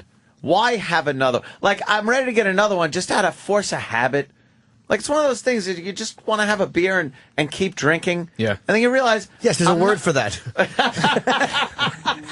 Yeah, we understand that. Yes, I do understand there's a word for it. But then I realize, what am I doing? I'm not drinking to get drunk. Yeah. I do like the taste of beer, but I don't have to... I like the taste of apple juice, too. It's not like I'm going to have a fucking apple juice from 5 in the afternoon till midnight. Yeah. But I don't know what it is with beer. What is it? What is it? Just that there's alcohol in it? Well, it's a chemical and physical and spiritual addiction to escape. Okay. Somebody once said to me, can you imagine if broccoli did to you what alcohol... Like, if you ate broccoli and then you risked getting arrested and throwing up all over yourself and blacking out, you'd never eat broccoli again. Never. But what is it about the wonderfulness of booze? It's any of that stuff. It's so weird. But it's a whole, like, social thing, though. Yeah. Or a whole thing where you just... To have the drink in your hand and just taking those sips, and then it's empty, and you're like... Well, I need another one. But you don't need that. You're not a guy who's shy. Like, you talk for, like, you know what I mean? Like, you can, for you, you don't need it as a social lubricant. No, I don't need to drink in order to, like, be able to get over some kind of shyness or anything like this. Derek pissing all over my toilet. Is the seat even up? Yeah. Or you just pissing on my toilet You can see bowl? the stream. Oh, okay. I like it. It's impressive. No hands. We're pissing like me, roller coaster styles. Yeah. He's pissing in my downstairs bathroom with no hands. His hands are over his head, and you can see the stream of piss. I know. And you are hitting the bowl. Yes. Not bad. Exactly. It's like a little baby dick, though. It's just pointing in one direction. I don't know. It's just one of those things you don't want to just... I don't know. You just like, oh, that beer's empty. I'll get another one. Why not? Well, if I have like a 6-pack now and I'm like, oh, I want to only have like a 3 or 4 beers or whatever, I'll like look at the remaining 2 in the fridge and feel like, well, they can't be there by themselves. Like, they're lonely. They have to. Because it's stupid to leave 2 beers in the fridge. Exactly. It is silly to leave dumb. 2 beers. Because you're going to have to get more beer anyway. You're not just going to have 2 beers. No. So it's just keeping you from getting, and then you'll have 2 beers in the fridge and go, now I have had 2 beers and now I got to go out. Yes, I don't get miss, more beer. besides the sickness and the hangovers, is those moments when you're drunk and something's happening. You're like, motherfucker, man, and then you have that moment, even in your drunkenness, where you're like, I'm making a complete asshole out of myself. There's those, really? Yeah, there's those weird little, even when you're loaded, those fucking moments of humiliation. Clarity. Like all of a sudden you clear up and you're like, oh my God, I'm humiliating myself. And then you're right back into it. And then that I don't miss. Do you remember people looking at you and being like, oh Dude, my God, what's fucking wrong with him? Cringy. And how much did you need to drink to get to that point? I was so broke at that age. Yeah. Literally, we would have $8 between the 3 of us and have to just go in on a case of warm Meisterbrow. Like, we had no money, nothing. We would have to drink grain alcohol because it was, if you have $5 or whatever between 2 guys, you got to get a pint of grain alcohol because that's whatever. It was all about getting as much. So, see, your drinking was purely to get intoxicated. Yes. Like, I understand. I will drink and get drunk. Sure. Believe me. I know that. Yeah, it's more of like but I kind of like if the beer isn't cold, I'm like, this sucks. The beer's not cold. Like, it's not just drink, get drunk. I'm not trying to make excuses. No, that's here. an excellent defense against alcoholism. I prefer my beer to be chilled. I cannot win here. No, because it's like great team. You find legitimate reasons, like I'm not saying anything, but like when you drink, even when you drink a lot, you go, yeah, but there's times I just like to have a beer. But it's like compulsive overeaters can go, there's times where I have to eat because I'm hungry. It's like, all right, yeah, but that still doesn't mean that you're not a big fat fuck who eats too much. Yeah, just because you happen to have vegetables once in a while. Well, I guess so. I don't know. It's like grain alcohol. I would not drink grain alcohol. If all I had in my house was grain alcohol, I wouldn't drink it. Just so I could go, wow, I need to get drunk. Okay. Like I wouldn't do that. Cool. But I'll drink beer, I'll drink wine because I happen to have enough resources to get good stuff in the house to drink. Exactly. I like the fact that there's one no that you check. Would you drink grain alcohol if it was the only thing? Some weird thing that might never occur. Jimmy's just got like. Anything I say, he's on it. Well, because it's funny to listen to. It's like, if there was a gang raping your mother, would you drink anyway? No, I'd help her. Oh, all right. Well, fair enough then. If that doesn't happen, though, I'm drinking. I don't know. I just worry about my friends hitting a pole. That's what I worry about with my friends. Getting killed drunk and driving. Yeah, I understand that. And that's something I've completely, cut way fucking down on. Like, I won't get to the point where if I'm over 2 beers, I'm not driving. 2 beers, I'll go to the store to get more beer. But I won't drink and drive anymore. Oh, it's too much of a risk. It really is. Now it's just crazy. Talk about lose everything and then have to deal with the consequences of what you did, like mentally. Dude, 10 years in jail if you kill somebody drunk driving. I know. They don't fucking play games. It's Could mandatory you imagine prison. You're just fucking like thinking you're having a good time and you're driving and then you're in prison. It's like what just happened? I was having fun and now I'm getting a big dick in my ass. Yeah, and having more fun. Having just a pisser. But that's the worst. It's like when you read these stories in the news, or I see the news about, it was like there was this these teenagers standing at a bus stop the other night, and this Korean girl was like 17, and some drunk, no, they were way too old for him, and a pickup truck, this guy from Florida, plowed through them and pinned her against a wall, and she's gonna live, but he fucking broke her pelvis and both her legs, and he broke his leg, and he's going to jail for years for that. Yeah. And it's like, just to have had that, because you're trying to make a U-turn and you're fucked up, Yeah, it's not like you went out going, all right, I'm going to rob a bank. Yes. See if I can get some money. You're out having fun, which you think is a lot of fun. And then, there you go, 10 years in the joint. Fuck, man. You so don't want that. There's that PSA now with that mother and father that were in the limo with the little daughter. And the guy was driving the wrong way. Yes. Head-on collision. Yeah. And then the mother's talking about, and her head was torn from her body. And she actually sat there on the side of the road, holding her daughter's head and stroking the hair of the daughter's head when the police came up. Those cops have to be just waking up every night going, just nightmarish. How do you look at something like that? It's horrible. But they're doing a PSA, and the guy is like, would you want to kill my daughter? It's like a PSA for not driving drunk, and it's kind of like, that would be kind of bad. What were the PSAs they used to do for drunk driving? They were really good. They were just silent, and they were fucking home videos. Oh, they of would the have kids. home videos. You wouldn't even know at first. You watch it and going, oh, that's kind of a cute little home video. Look, it's a birthday party. And then they'd have the name of the kid and how old he was, and then it would be like, killed by a drunk driver. And then the laugh track would play. I just said that because I'm uncomfortable. Those were terrible. I know. Those were terrible. It would remind me to go to the fridge and get another beer. Those were fucking horrendous commercials. Sometimes things like that would remind me to grab a beer. Like PSAs for drinking and driving. And I'd be like, oh, there's beer in the fridge. And I go get a beer or a cigarette. Yeah, I would do that for smoking, too. Smoking's another one. Yeah. Like they would show a smoking PSA. I smoked for 27 years until I was told I have throat cancer. You're like, oh, fuck, my cigarettes are upstairs. Let me go grab some. Yeah. Sometimes I don't think they do what they were supposed to do. A Star Wars PSA for what? Drunk driving. Drunk driving? I don't remember drunk drivers in Star Wars. Oh, your favorite song, Jimmy. See, they're at the cantina drinking. Great. See, that ended with Greedo getting shot. Someone died.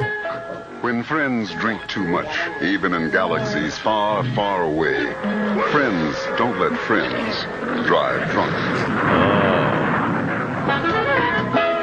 Oh, did Lucas make money off of that? Fuck, please.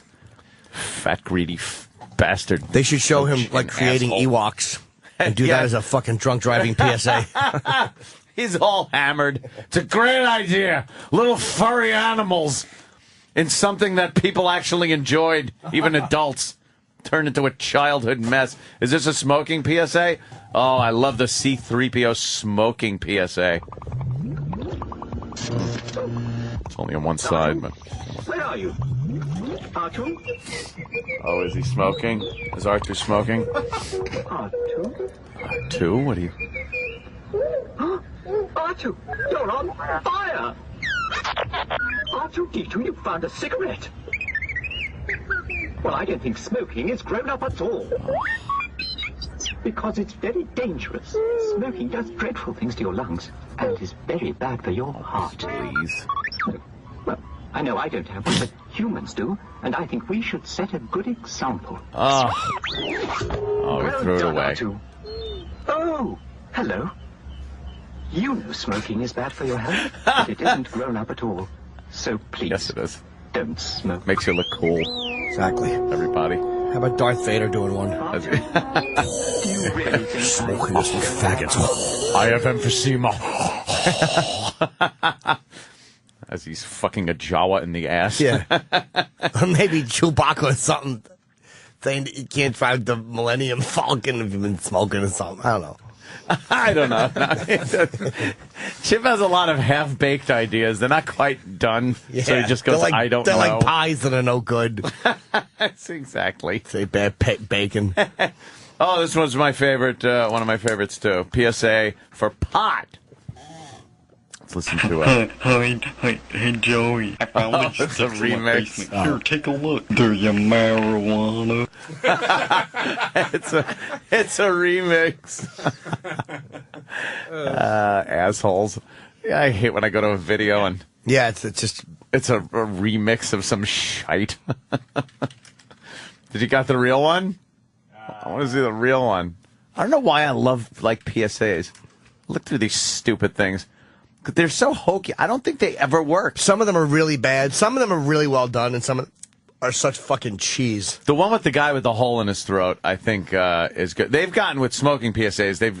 They thought like, C-3PO telling kids not to smoke ain't gonna work. No. You show an artery that they're squeezing out like toothpaste with all kinds of gack, or a cancerous lung that they took out.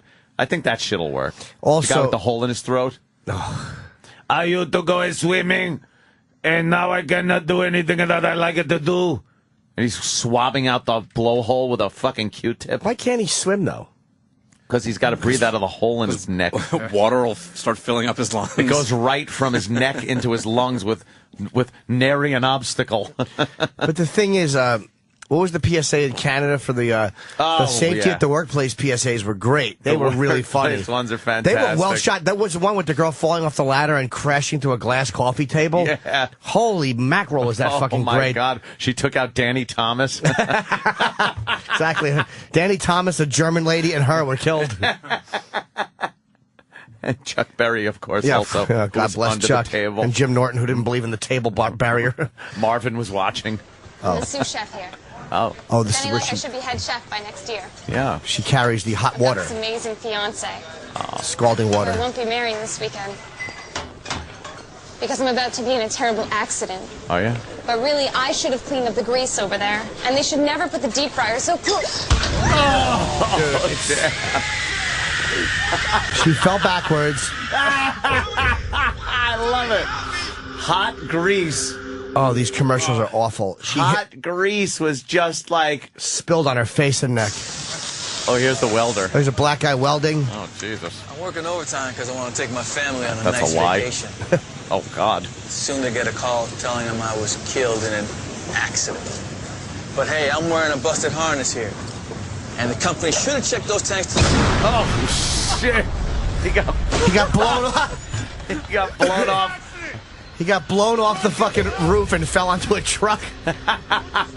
So I love how it's not bad enough that he got blown up. Yeah, he's got to fall in a truck. Yeah, but he got hit by a truck. But it goes even further than that, because not only does he bounce off the roof of the truck, but he also hits the hood of the truck. And then falls on the ground. And he has a bad harness, too, so yeah, it's a busted harness and the propane. Everything went wrong. Everything. Surprised the building didn't collapse on him. Poor fuck. And they told me that there was no AIDS in this orange juice. All right, you got it. We get the point. You work in a very dangerous place. Exactly. What do you do? I normally carry AIDS needles.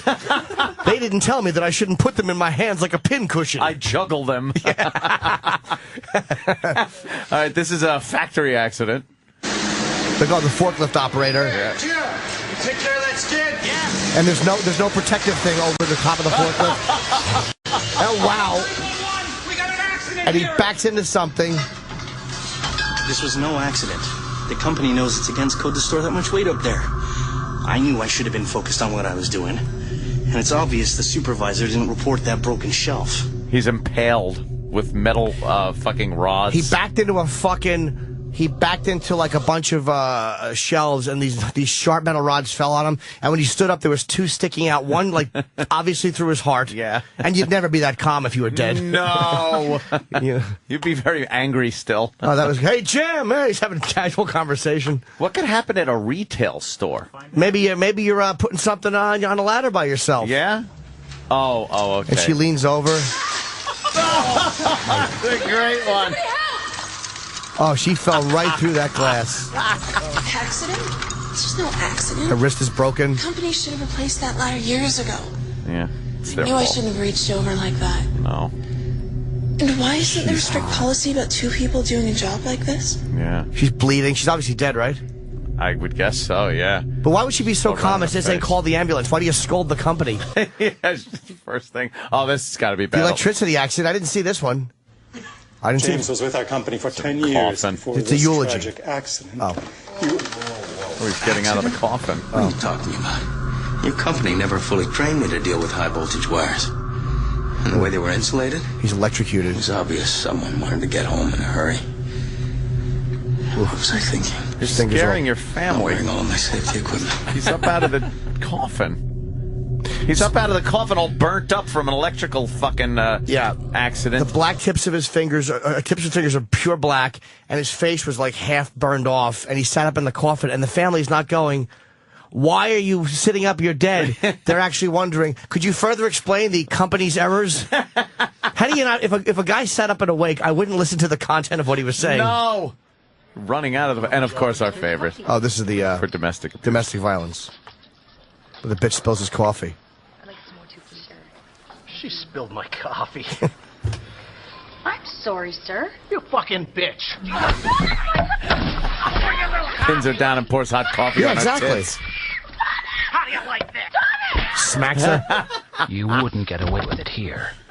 But do it at home. Get away with it at I like the fact that the kids already know what's coming. Yeah, they've seen this before. We've talked about this 1,000 times. Yeah.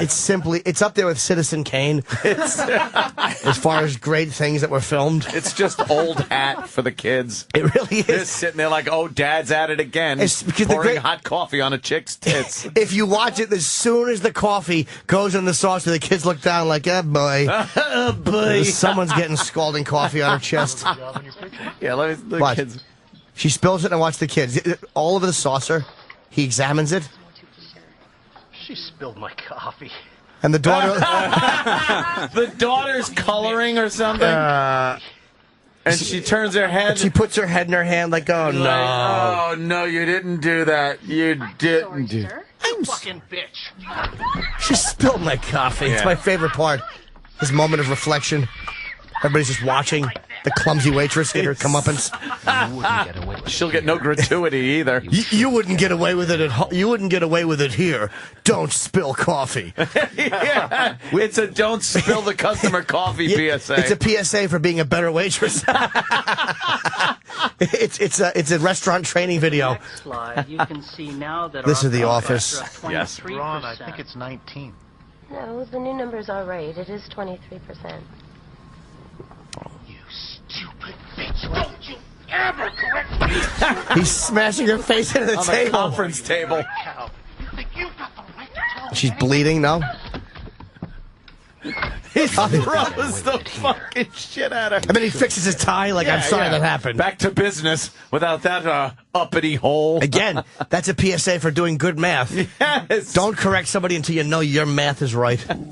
Fucking love it. Those are all Canadian, right? Yeah. There's something going on in Canada that is just a little... Yes, Canada's great so- comedy. Canada's so similar to our wonderful, great country, but they do have these little quirks. Really odd. They got these, like, almost Canadian pride kind of PSAs where they talk about Canadian history and how great it is. And one has this American guy. It's like in the Old West, I think, or something, or oldie days.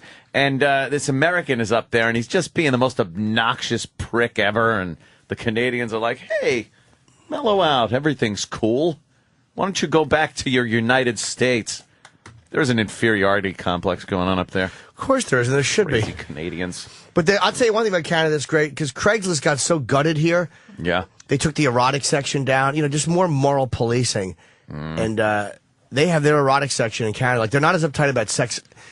They don't like the racism up there. They're horrible. They suck. Yeah, but I mean, yeah. for the sex, at least they're not. Sex, they're not that bad, yeah. It's weird. It's like, we want prostitution off the street. It's off the street. And now we're saying, get it out of here. It's like mind-boggling how we mind each other's fucking business. Yeah, that whole thing with Craigslist is really weird. Just Some fucking Canadian pussy boy prosecutor. That's who it was who started all these lawsuits and stuff. Really? It might have been a sheriff that sued first, but this Canadian, a Connecticut prosecutor really pushed it after Philip Markoff killed that chicken. Like, that happens with anything. Of course it Over does. the phone. Of course it does. You know, just because, and they got rid of, did they get rid of all of their erotic? Yes, the adult section and the adults and erotic. Jimmy will tell you exactly what they got rid No, of. I know. It was a huge story, though, because to me, it Yeah. really is. And I think the bottom line is they were being sued. And, of course, you could sue people however you want. So I think they didn't want to deal with legal bills. Yeah. So I think a judge found that you cannot be responsible for the content that goes up. Erotic services, where's that, Montreal or Toronto or something? Yeah, there you go. Yeah, it's on Craigslist.ca. Oh, okay. .ca. Hell is that? They're right, though. They're completely right. Have a calm. Oh, geez, look I'll bring who's out Adam in, there. okay. Why don't we, you want to take a break? Yeah, I wouldn't mind taking a leak. Let's take a break, Ski. Hi, Adam. And then we'll say hi to my pal, Adam Ferrara. Hey, pal. Big TV star.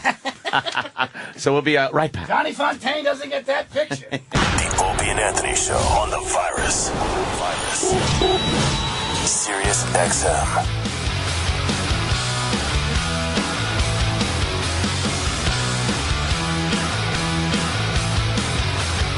Hi, everybody. Opie and Anthony Show. And my pal just came in. How are you, pal? It's Adam Ferrara. Hey. And he's, you know something? Not just a friendly social visit. No. It's some business. A little bit of business. Conducting some business. And I like to mix business with my friendship with my pal. Of course. Sure. Apparently November 18th, 8:30 is going to be at Gotham. November 19th, 8:30, 10:30 apparently is going to be at Gotham. Apparently it's got Top Gear premiere on November 21st, 10 o'clock on the History Channel. Apparently Big Shot's got a lot of stuff going on. I like the way he says it like a prosecuting attorney. Apparently Big Shot's got a lot going on. Objection!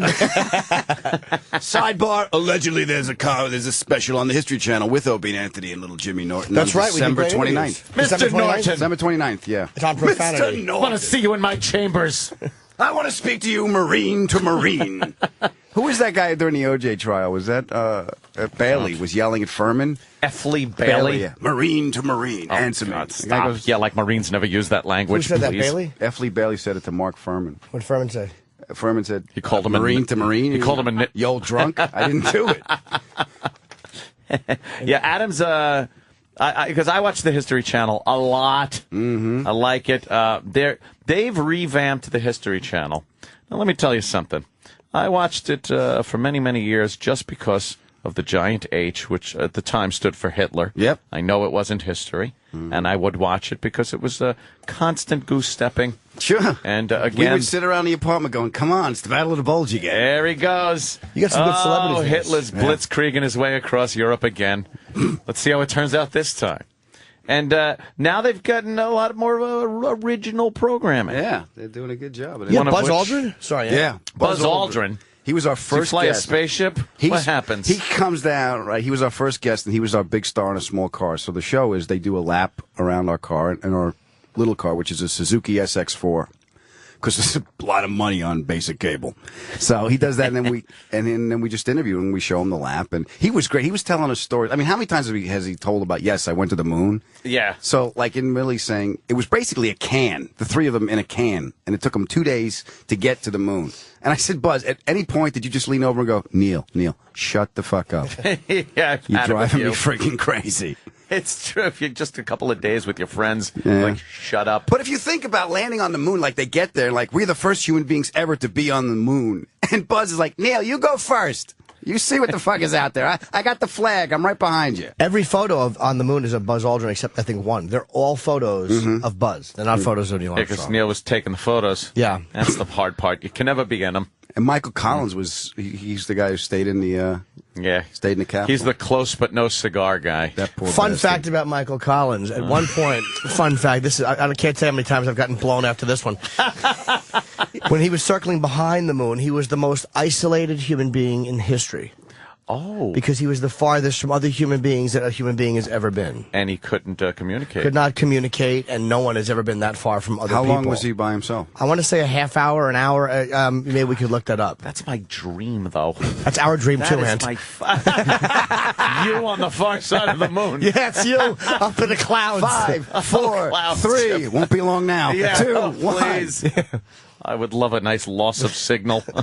Oh, well, I have AT&T. Get it? Won't be long now. Was that Major Tom? He's like, what happened, Major Tom? In the song, he's like, he goes up and he's like, he's joking, like, yeah, I'll have a drink, and then just joking. But then there's a problem. What's the problem? What? Ground Is that what control happens? made. Ground control. made. He's like having a drink. He makes a joke about get me a drink. And then something goes wrong in his ship, and he's lost in space. And the next words are tell my wife I love her, and that's it. I'm gonna die. Yeah. I never And really then he paid goes, much attention "Your to mother's the words. cunt, then, Major Tom." That's it. Otto. Otto. Look at that. It's serious moonlight. I was talking about the show now. Yeah. The Top Gear. Top Gear. Yeah. I've watched a lot of the commercials for it on History, and I see my pal there. And one thing I've known about Adam over the years, not very good with cars. Not very good fix. No. I'm very stunned that you are doing this, because through all the years, as far as knowing about fixing cars, driving without getting lost. Well, yeah, that was pretty bad. You're not the go-to guy. Well, mechanically inclined. Look, we know I can't fix them. No, we know that. We know that. So, but when I was little, working with Pop, my job was to hold the light, and that's when I was peaking. Right there. That's hold the light. Hold the light. What do? You're blocking my light. Get out of here. Remember we tried to fix the brakes, the drum brakes on the Dodge? What a disaster. I took off the drum brakes. I put it on my father's new chamois. And he said, all right, that's it. You're done. That's not a rag. You used the chamois as a grease rag, and Pop got really mad. So I can't fix them, but they're fun driving them. And I really don't have a good sense of direction. Yeah. But now with GPS, you don't need that. See? Mm-hmm. How was Buzz? Did he treat you well? Buzz was sweet. No, fine, Buzz was great. He's a tough interview, though. We've had him. Yeah. We had him, and he winds up. He kind of goes into a weird zone because again, he's just. What are we going to say that interests him? He's on the moon. He's a bit of a prick. I mean, I'm saying that, not Adam. Right. I like the fact that he is. I like the fact that he popped that reporter in the face for saying. Me too. That they never landed on the moon. I like the fact that I tried to get a picture of me and him signed, and he's like, "Oh, I don't want to sign anything." And then he was talking to my chick, and she comes over and goes, "I can get your picture signed." I'm like, "What?" She goes, "Give it to me," because I think he wanted to bang my chick. Of course he did. That's me speculating. Yeah. And then she walked over, and he realized it was a picture of me and him that he had refused to sign. She's like, and he's like, "Oh, I'll do it a little later." And his wife's like, "Just sign it, Buzz." Oh, really? His wife said? Yeah, she was so annoyed. Oh, he's got to take shit. He was on the moon. And then he signed it, and then people started coming over and getting cell phone pictures. So I really did ruin his night. Fucked it all up for him. Good. I tried talking to him after. He wanted nothing to do with me. Prick. That's great. But you got to figure. I asked him. I said, you spoke to the Earth from the moon in 1969. Does it really piss you off now when you can't get a fucking cell signal? Yeah. And he just laughs. And it's like, cell? What's that? Yeah, it's just I have no clue. I'm old. But he was great. Yeah. He was good. Who was really good was Michelle Rodriguez from the Fast and the Furious and Avatar. Oh, yeah? She was cool. Could she try? Lost? And Lost, yeah. Tim Allen was cool. Kid Rock. Brett Michaels. Look at this, star-studded. Star-studded, yes. How do you enough? You getting people we can't get? Yeah, I know, right? Well, they let them drive. Yeah. It's nice. Let them drive some cool But they cars drive or the something. Suzuki, the SX4. They don't drive the supercars. What's the fastest one of those celebrities we've gotten that Suzuki? We don't have a mile per hour. I think next season, if we get picked up, we're going to have like a speedometer and a tax. You could see what's going on. Yeah, you the should cars kind of have something like that. Yeah, that'd be pretty cool. See who could go fastest. Wait, what do they do? They just drive it in a circle? No, it's a track. It's a whole, like, there's teardrops and there's A road long course. backstretch and there's a whole lap. And you do a lap. Hairpin turns? Hairpin turns we got. And then we keep the celebrity times and we put them up on the board and they compete against each other. Okay. Now, because it's on the History Channel, my first guest I wanted to have was Hitler. I wanted to put, how funny would that be? I'm in the middle of an interview and the celebrities do their time and I just lean over going, "So, do you think you were faster than Hitler?" And you just write down the times. I don't think they found the humor in it. Nah. Mel Gibson would get a big laugh out of it. Yeah. Harvey Weinstein, not so much. The letters are pouring in. Yeah. So that it airs Sunday, the 21st at 10 o'clock. And I yes, Jimmy. What did you just do? Just laughing about the whole thing. Yes. And I'm just laughing at my awful reference to Harvey Weinstein. Like I couldn't find a more fucking topical, hip Jewish guy. The fucking no showbiz faggot I am. We all understood. I know that, but he's just, Jewish. Sure. Weinstein. How could you go wrong? It was all we needed. Terrible. You could have said the wedding ring. Wait, guy. Harvey. Wait, who's the one who's on Broadway? The one. Harvey Fierstein. Firestein. That's what I meant, not Weinstein. Oh. I meant Harvey Firestein. It still works. Nah, but Harvey Weinstein's a producer. Yeah. But he's Jewish. I didn't mean him. Wasn't that the point? I know, but I meant Fire. They wouldn't have Harvey Weinstein. No, they probably wouldn't. Harvey Firestein. I don't think they'd even have Harvey Firestein. They wouldn't. You know what the nice thing is? You can never be anti-Semitic because you can't pick them out. So that's why you can't be. You love all people. Look at you. So Hollywood now. Love all people. Yeah, I'm all Hollywood. My ass. My ass. And then what do you, what was that, Comics Come Home? That was great. I got to see, and thank you again. I'm going to tell people on the You're welcome. He took a... Oh, Jimmy. He took a red eye. He did the Tonight Show, took a red eye, came back, and did Comics Come Home. Yeah, Dennis sent me a nice email. So it was fun, man. It was, the crowd was fucking great. Was it like 6,000 people? Yeah, it was big. Those things are Arena. always just fucking gold. Yeah, I got to see Stephen Wright again. I met him once before, years ago, when we used to do it in a little theater. And Dennis is so gracious when people come out to do this for him that he makes sure everyone's having a good it's time. the one day he's gracious. And he's an insufferable prick. He's always nice. But he leans over to me. Stephen was walking around. He goes, Stephen Wright, is he having a good time? Is he happy? I'm like, how do you fucking tell? Yeah. You know, does his Tell ears that guy's happy. his ears glow? What do you? Yeah. So Lenny was great. How skinny was Lenny? Lenny. Is he skinny, Lenny, dude, again? Lenny's in shape. He goes, hit my stomach, Norton. And I poked his stomach and it's You punch muscle. him in the face? Yeah, I grabbed his wanted cock. to fool you. Good 4 hours later.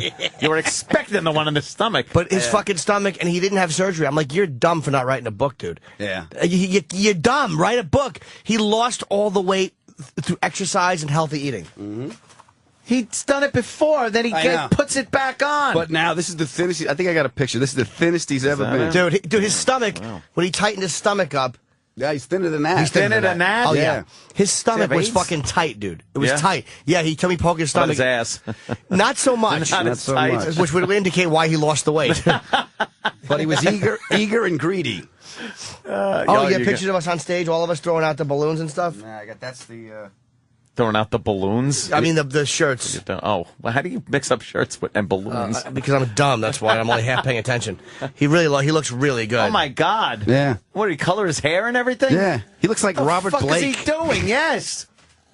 Wow. That's great. Young Lenny. Stephen Wright was very nice. Yeah? We chatted a little bit about You Leno did? and stuff. Yeah, he was very cool. He's not big on shaking hands, though. He does the fist bump, but... Yeah. Does he? Yeah, He you know seems that a little, going in. You know. But that is kind of... like you see his persona on stage, you never really see interviews with him when he's not like that. Yeah. Is he laid back like that? Is He's that him? very mellow, like...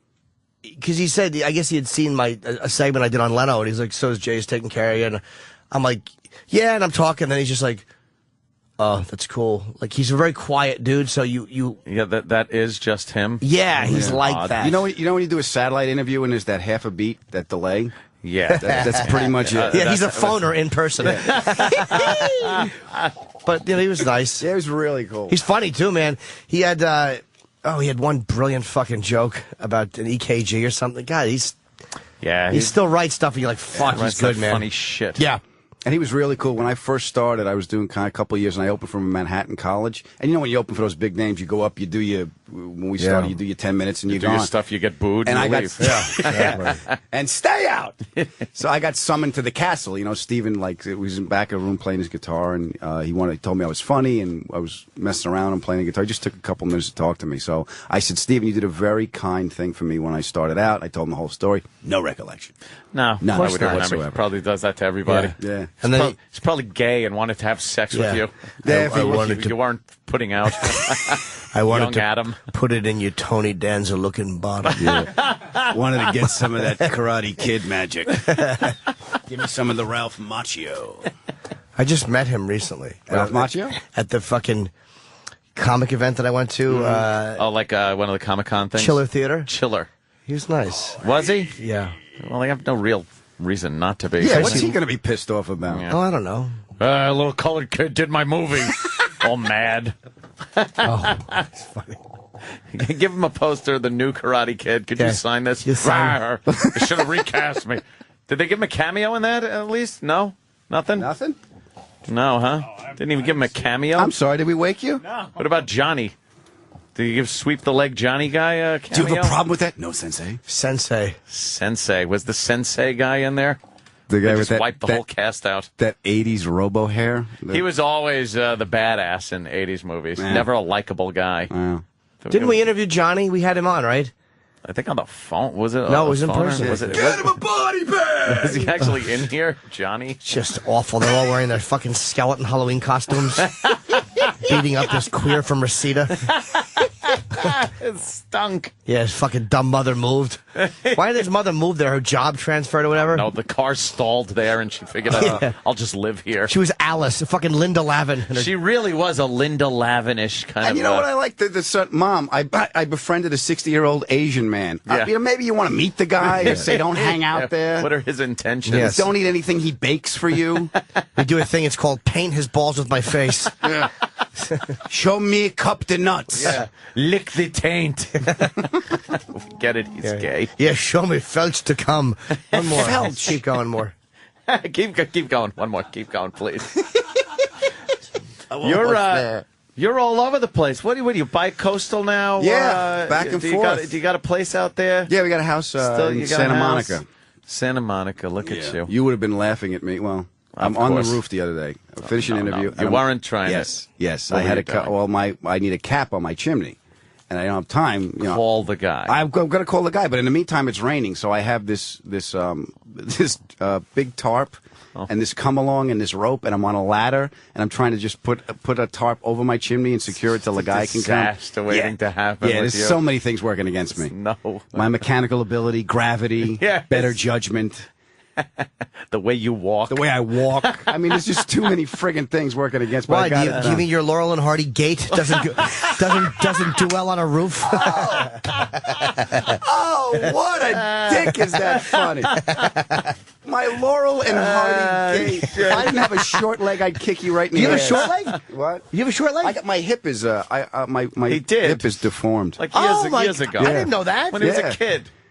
When he was a little kid, they got to do something to his growth plate. Oh, Yeah, poor they little took my guy. knee out. There was 1960s Frankenstein surgery. Take out his growth plate. Poor little doll. We used to make fun of his growth plate. Yeah, they took it out of my knee. Oh, it's where your leg grows from. Yeah. So they figure this kid's one growth plate ain't working, the other one's working, so they got to remove the growth plate, or else his one leg would have kept growing. Yeah, I would have been like, Esmeralda thinks I'm cute.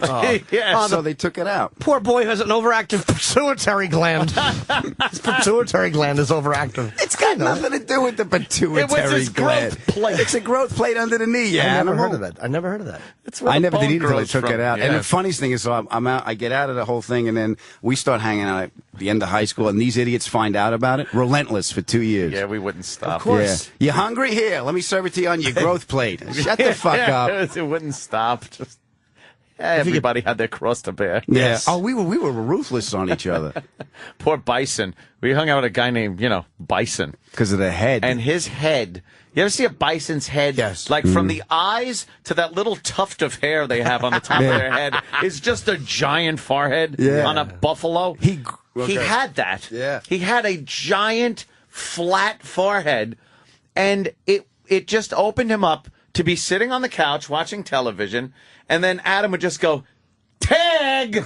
and smack him in the forehead as hard as he could. Where he'd just have a handprint on this giant bison-like forehead. And I think there was like a callus on his head because he would just go. I mean, I would just wail on him, and he would just laugh. And Foot would do it too. Yeah. Plank When he Foot grew would his hit hair, him. he had a little ponytail, and his profile looked like he was on the quarter. It was just this big. And one time, Joe Curry smacked him in the head and said tag, and he got all mad, and he goes, "I'm going to count to 3, and you better be out of here." And Joe's like, "I'm not worried. You can't count to 3." Bison used to catch a lot of shit for being a little Was he stupid. dumb? Well, he wasn't dumb. He wasn't the smartest guy out of everybody we hung out with. You know, like when you wait for Stephen Wright to say something and it's genius? Yeah. You wait for Bison to say something and it's not. And it wasn't. Yeah. So we'd sit there. I remember looking over every so often during NASCAR racing that was on constantly. Yeah. And he'd just have this smile on his face. Like a morphine drip. Like pure bliss. Bliss. Does he have a big cock? I bet Bison had a big cock. I don't know. I never saw the Bison's cock. Does he have a? What's he doing now? I don't know. I don't know. I think he lives in got Virginia. married. Yeah. He moved down to Virginia, and he's Virginia? on a horse farm. Yeah. Coincidentally enough, maybe he's raising the bison. I have no idea. Yeah. He was. I remember when the landlord came over, we would hide in the wall. Yeah, we had to hide because we didn't pay the rent because we bought radio-controlled helicopters. It was and, a choice. Slot cars. Who are you guys fucking from that Wes Craven movie? Are you the people under the stairs? We were the people behind the sheetrock. It was really, it was very difficult to get paid, and not just want to spend the money like the white trash piece of shit I was, and actually save money and put it away for rent. It just never happened. I just assumed at some point I'd get money before the end of the month and be able to pay the rent. That rarely happened. Well, also, look at the apartment and what it was. I mean, who's knocking down the door to live there? Yeah, it was a real fucking shack. It was the Honeycomb Hideout, pretty much. Yeah, Pee-wee's Playhouse. Yeah. Covered with toys, couldn't pay the rent.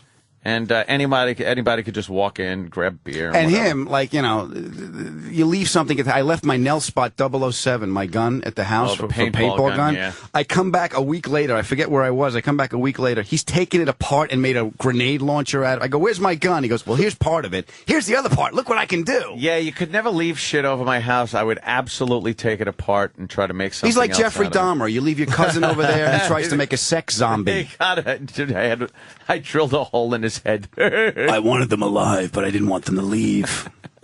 Okay. What a sweetheart. Yeah. Did you see the interview on MSNBC with him and the father? Ew, no. He was sitting there with his father in prison, and his father's trying to make sense of the whole thing. It's a and I proud forget- moment. Yeah. Why, as a father, would you even entertain the idea of looking at him Yeah. again? At what point does the father look like, maybe I did something, maybe I should have disciplined him a little more? You could say unconditional love, or you could say there's one conditional love. Or you could say... There's one condition. If you're drilling holes in Asian gentlemen's heads and having sex with them... Yeah, don't eat them, okay? Yeah, that's all. If he didn't eat them, For I God's just still sake. loved him. It was very important for him for people to know that he was not a pedophile too. Oh, was it? No, that but would have made him weird. That was a big thing for him though, because one of the victims was 14, but Dahmer thought he was older. The one who didn't speak Laotian or All right, Laotian. we could all relate to one thing. The kid runs out, and he didn't speak English got very away, well. didn't he? Yes, but he went to the police, and the police gave him back to Dahmer They because they brought thought him back! it was a lover's quarrel. A And then he- naked 14 Laotian They didn't boy. know he was 14, and then he murdered him when he went upstairs. And he was so fucked up from like he had drilled a hole in his head already and put some kind of Drano and shit in there. So when the kid broke out of the house, he got out of the house, and the cops got him. He was really fucked up, and they thought he was intoxicated. And Dahmer came out, and he was like, "Yeah, he's been drinking and stuff. I'll take care of him." And they're like, "Okay, I'll love." And the cops are like, "Hey, a couple of homos. We'll just give him Isn't that back." amazing? And it's like drinking. the Yes, guy through must have his been skull. like, "Oh my God, I made it. I'm free." And they give you back to the guy that's gonna eat you. And he killed him immediately, I think, upstairs. Oh yeah, you got to. You got it. Can't take the chance he's gonna get out again. Come here, you rascal. Yeah, you're a sly one. Why was he pouring Drano in his head? He was trying to make sex zombies. He was trying to make them compliant and complacent to his whim. Yeah, he didn't want them to leave him. Yeah, so he figured if he fucking drilled holes in their heads and burnt out pieces of their brain with Drano. Yeah, that they I would got to get the become- fuck out of here part of their brain. They would become, where's the I want to get the fuck out of here part of your brain? How do you not think that's going to cause an infection? Yeah, it might work for a second, Yeah. but then he's going to go like, ow, I think I'm dying. But he was saving the parts and stuff, wasn't he? He had skulls in the freezer. He had a lot of that shit. When he killed the people, he'd cut them up and then again sometimes eat them, cook them, and eat them. What is that all about? He's hungry. Okay. He's probably just chronically cheap. That's what Sam would do if he was a serial killer. What would meat cost in a store? Yeah. My God. This skull's going to get freezer burn. I have to double wrap it. Very, And he very worked in a expensive. chocolate factory in Milwaukee. Yeah, he worked for a candy factory. I went to Cleveland, Ohio, Akron, wherever the fuck I was, and apparently his childhood home is there. Really? And I took a drive past there, and kind of creepy because it was probably the place he killed that first little fucking puppy or something and chopped it up and buried it. And the parents were blind to the whole thing. Yeah, I mean, when people go past the apartment where you started, they go, "This is where he hid in the wall." Yeah, it's where he couldn't pay his rent. This is where he climbed up the pole and with Radio Shack wiring and stole ran cable. 800 feet of cable. This is where they barbecued in the backyard with vice grips. Pools. Yeah, it was always good to come back from the paintball games, and we each grabbed like a full London broil. Yep. And barbecued with tools. That's what Pass we had. me the wrench. Yeah. You don't turn a steak with a wrench. What's wrong with you? Use these channel locks. What the fuck was going on? Remember the buggy you built? The Volkswagen? Yeah, I always had one of those Baja bugs. And then the brakes went out when I had Jim Laird in there. Yeah. It crashed right through the fence. I made it all the way home. Yeah. Thank God. And then I stepped on the brakes where I usually park in front of the fence. And the brakes hit the floor, and the thing just smashed right through the fence. Laird just turned to me and looks and goes, "You park like that every day?" No. Laird, who drives like Ted Kennedy. He's fucking telling people what to do. Shoot the hostage. That's Jim. Shoot the hostage. Is that the guy that would tell tall tales? Yeah, a few tall tales. Amanda McLaird. Yeah, he was on our paintball team. Thank you very much. Good. Oh, good. The mail's in. Oh, that's good. Thank you. Why don't we take a break, Ski? Cool. I will and be come at back. Gotham I was Thursday, gonna Friday, Saturday. Totally hook you up. Thank Thursday, you for the Friday, plug. Saturday. Gotham Comedy Club. Adam Ferrara is brilliant. And hold on, folks. We'll be back. You know, Eddie Money's showing up. Can I today. plug something before I forget? No! You're right. Fair enough. All right. What is that, the mail? This Friday, Saturday. It's a photo of me and Eddie Money. Oh, cool. I'll be in Poughkeepsie at Bananas this Friday, Saturday, and I have a big show on sale Friday for January 16th at the Borgata. I'm hosting. It's myself with Bill Burr, Jim Brewer, and David Tell. That is January 16th at the Borgata. Obviously, it's going to sell out. Tickets on sale Friday morning. I'm making an announcement, too. What? I will be at that show. You have to come. I was making plans. Oh, good. Talking Good. with Ange last night. Definitely going to that show. I can't wait to see. Ant always gets a better room than me. Yeah. I'm telling you, being an entertainer means nothing. When you're a high roller, if Anthony said, "I don't want to use a toilet, get the comedian's mouth," they would try to negotiate that with me. Excuse me. Some negotiation. Excuse me, Mr. Norton. Okay. Mr. Cumia needs a kidney. We understand you have the same blood type. It really is. When the whales in the casino get fucking, and that's what keeps them in business. Of course. Be a bag of shells, Norton. I like he gambles like the fucking leader in the what was the guy's name who was running the country in Honduras in the in-laws, the guy with the scar on his face. Oh my God! Now you're going back a little. Z? too much. That's you. Dressed like a fucking Sandinista. You show up with a treasure chest. Yeah, I know. It is pathetic. And But that's my life. And you know enough to split eights. I'm very proud of you. Oh, good. Yes, you have to. Oh, nice picture. I got He'll the be game. in, He's going to be over at Shade, so I'm going to try to get him too. Oh, really? cool. Lloyd Banks. Oh, look at you. Does this guy? Do you get a discount for your fucking photo? Yes, they blow-ups? do. Dugal is the best place in the city, for real. They're phenomenal. But I on tell you, 23rd. I've seen Jimmy. I've experienced Jimmy getting his photos with celebrity, and he does it very smoothly.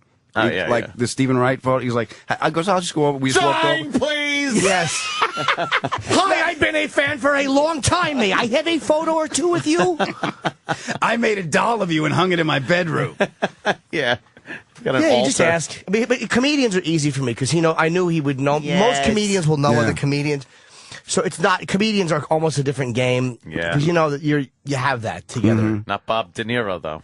He's no comic. Nah, but he's a quirky fuck. I should have hooked you up. He What should have happened? hooked De you Niro up. said no. He was the first one to ever turn me down. Yeah. Second Really? one, Jimmy Frank never Vincent forgot first. it.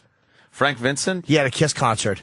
We were walking back. This is 2003. Was he in Fuck makeup? was Frank Vincent? Frank Vincent's dressed up Doing like a Ace Kiss Frehley, just concert. jumping around. We were going backstage at the Garden to see Kiss, All right. and this was when there was 3 of the original 4. Ace was not a member, but Gene, Peter, Paul were. So I knew I wasn't going to get backstage, but I went back, and Frank Vincent was walking back, and I'm like, "Oh, hey, Frank, big fan. Can I get a picture?" He goes, "Nah, not now," because we're walking backstage. He was trying to get backstage, and I'm like, "No, I'm just a big fan." He goes, "I said not now." Oh, shit, and it's him. Oh, yeah. But then I helped him get backstage because he was trying to get back and he didn't have the right credentials. The security guy, I'm like, "Do you know who this is?" He was in Goodfellas and Raging Bull. Yeah. And the guy let him through. Then I saw my friend Wendy, who got me back, and I met Kiss. Did you get a picture after you hooked him up? No, he was back. I didn't care about him at that point. He could have shat his pants and died. And I was Yes. stepped on his face to meet Kiss. That's funny. If he shat his pants and died, all you would have saw was my Shat his face. shat his face. Yes, my pornography addiction bleeds into my jokes. Wow, man, that's something. Yes. Frank Vincent. Frank Vincent doesn't look good. Why is Jimmy stepping on him? He's trying to get to Peter Chris. He shat his face. Yeah, so then De Niro turned me down, and then who else did one more turn me down? Pesci and Leota. Yes. No, De Niro's the only one I don't have from that. And then from that whole Goodfellas group. Yeah. And one more shot. You got Scorsese? All right, De Niro and Scorsese. I don't have. You don't have that one. I either. meant from the actors. You got Stacks? Actually, I think you do. No, I don't. Stacks or Joe Joe? No. You got Joe Buddha? Who's that? Joe Buddha was F. Carbone. Mike Starr. You have Carbone? Carbone with that big Yeah, all that frozen. afro. Mike Starr. You know what's funny? Mike Starr. Mike Starr. I don't know if I have him, but I was in Ed with him. We did an episode of Ed together. Ooh. The 3rd episode of Ed I was in with Mike Starr. I don't think I ever got a photo with him. Oh, see, you He was great. He actually read for, when we did the job, he read for Lenny's part. Oh, did he? He's a good actor. He's really good. I tested with him. We auditioned the same time. We came on the plane, and like I flew in from L.A., and I went to the hotel and just had to get up early. He's out. We had steaks. He's out. Come on, let's go out. I go, are you kidding? I go have to be nervous and walk in a circle for 3 hours. Yeah, that's you. Yeah. Mike Starr, for anyone that doesn't know who Mike Starr is, he's the guy in Goodfellas.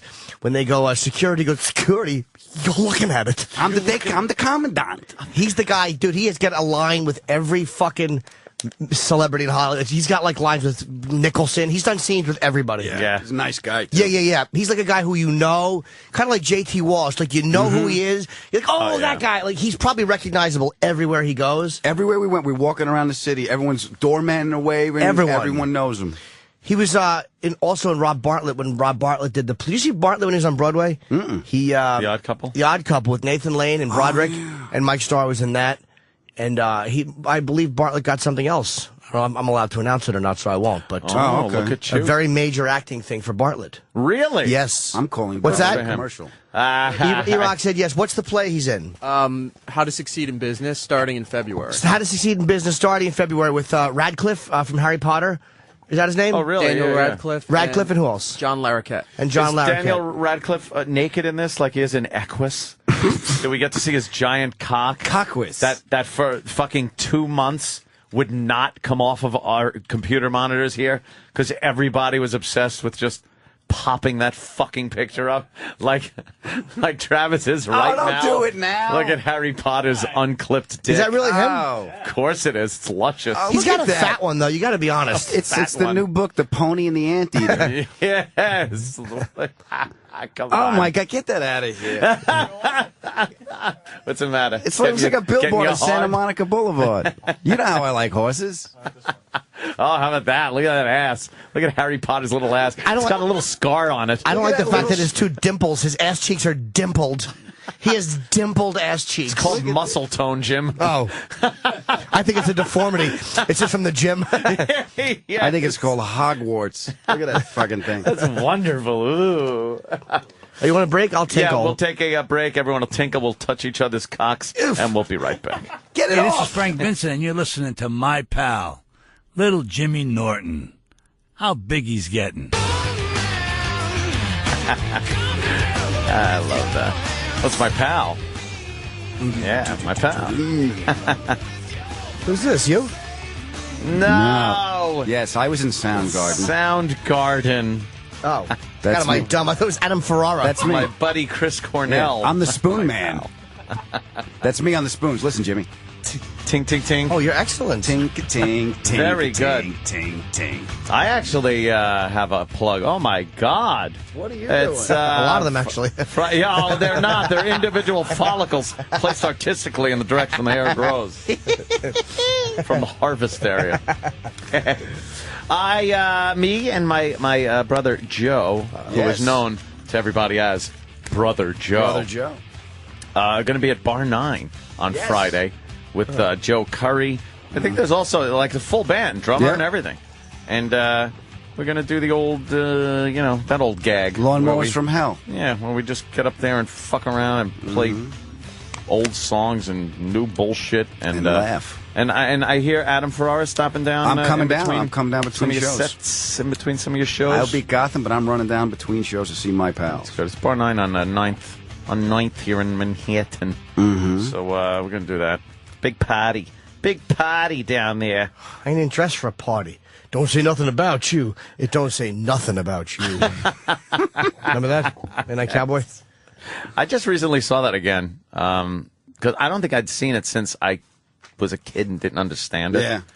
Oh, what a tragic fucking movie that is. Fucking great. It's just depressing. Yeah, it's like it was. I just like to see Dustin Hoffman go, "We're walking here." Oh, and that was the scary Manhattan that I was frightened as. Yeah, because we were bridge and kid. tunnel trash, so the city was ooh. Like I was so young at that time too that I was petrified to go in the city with anybody that wasn't my mommy. Like if and that's why during field trips that we're going to be in the city, like, oh, we're all going to the Museum of Natural History, and they'd load the kids up from some shit Long Island school and bus him into Manhattan, and we'd go to the Museum of Natural History. I would want my mommy to be a field trip mother. Yeah. Like they had, I guess 4 or 5 chaperones with the mother of some of the kids. I would insist, and I'd just be like, please, you gotta go. Because the thought of going into the city without my mommy made me scared. Yeah, but you were what, 23, 24? Yeah, I know. Yeah, but Such a little your faggot. brain is tough to fucking figure out. I remember the story when you were little and you didn't want to get on the plane because you thought the rivets were too small. Joe says that. I was joking. Okay. That was a complete I've admitted worse on this show. Mm-hmm. No, I was joking. Of course, the rivets weren't too small. I believed in aircraft builders. Okay. Shows humor at a young age. I'm sorry. Keeping the dossier. No, it was just, I was such a little fag. Ugh. I just needed mommy there in the city, because the city was the scariest place on earth to me. Well, because your place parents instilled that in you coming from Long Island. Oh, you don't go to the city. There's monsters in the city. And it was just like, I don't know if now I was that age and I saw video of the city the way it is now, like Times Square and everything, it wouldn't be as scary. But there was something about that grainy, gritty, fucking old buses that would just blast black smoke in the air, and a lot of weird fucking creep people, prostitutes everywhere. It was easy to get lost. Little Anthony to get swallowed up by the big city. That's what it was. I was petrified of getting lost in the city. I would have just, at fucking 8 years old, I'd have had a heart attack from being so scared. And I'm sure you at that age instinctively understood that you were a 10 on the rape scale. Yeah. As a small boy. Little Anthony. Oh. Believe me, you were the fucking holy grail of molestability. My God, I should have went down to the bus station. I'd be lost walking around. I don't know where I am. I've lost my mommy. We have a winner. That's it. I'd have a cock in my mouth in a second. You'd be able to take applications as to who was going to molest you. Yep. Can you show me how to get home, Mr. Dahmer? You were very molestable, Jimmy. Was I rapeable? You had a very molestable little look to yourself. It's almost like there's something wrong with you if you didn't force feed me cock at that age. Oh my I think God. out of the three of us, I'm the one because I got the bad leg, so I'm in the back of the herd. So I'm the first to be taken down. All we had to be was faster than Adam. That's right. That was you. The pedophile. Right there. That was the man helping you home. Richard Simmons. Wow. His hair. Look at that. Looks like he gets. It looks like that green stuff you put in the Easter basket. You know, the little fake grass. Little fake grass. What the fuck? Wow. Yeah. He has like chemo cream rinse. He has horrible plugs. Oh my God. Are they plugs? It looks like it. Those are unplugs. They're coming out. Because he always had some kind of coma, but it's like now it's just so thin and wispy on top. By the way, that Midnight Cowboy moment was not supposed to happen. That cab moment was just one where a cab just rode through while they were trying to shoot. Really? And Hoffman just fucking didn't stop the street. Didn't put anybody back no, then? I guess they had a PA or something, but the cabbie went around him, and that's why they just kept it in the movie. Yeah. I like that. You mean a New York cabbie didn't pay attention to the rules? Oh, my God. We're making a picture here. Especially back then, it was probably some just old, gruff white guy with a cigar in his mouth, chewing on it. No protective barriers behind you know him. what? Anyone can They don't rob pay him. me to chase them. Do you like the scene where Voight's getting blown in the movie theater by the nerd with the glasses? Oh, God. And then the guy doesn't have any money? Yeah. Are you going to beat me up? Doesn't have any money, yeah. And then the old broad. That he was banging the old broad. And Sylvia Miles. She got all pissed up. That was Sylvia Miles? I think so. Didn't we talk to her? Oh, wait, was it Sylvia Miles? There was another one. I think Sylvia Miles Look at called Travis. our When we show need once. that information, he's not here. But Harry Potter's cock all day. Yeah, all day long. Yeah, who was it? Sylvia Miles was in it, but was she the young one or the old? You were going to ask me for money? Yeah, for money. Yeah, she was very upset. She's talking to Maury, her boyfriend, on the phone while the dog yeps, and he takes his cowboy clothes off to fuck her. That's Sylvia Miles, right? That's the old lady. Oh, wow, damn. Yeah, she called our show once when we were doing Who's the Most Famous Person Listening to the Show. Really? Right. We used to do that gag, and she called in once. It's like, oh, yeah, I listen. I'm Sylvia Miles. We're like, holy shit, wait a minute, really? And it was. It turned out to be her. It was a choice between her because, you know, obviously she was a star back then, but now? Yeah. And it was the guy that says, don't shoot in the driveway of Goodfellas. Oh, the guy we hit him with the gun? Yeah, but it wasn't the guy that he hit with the gun. It was his the guy- friend yeah. that went, don't shoot. he called the show. And we were fascinated with him. Yeah. Oh, you were a good fellas. What Jesus. was it like? If only Meadowlark Lemon could have got to the phone. I know.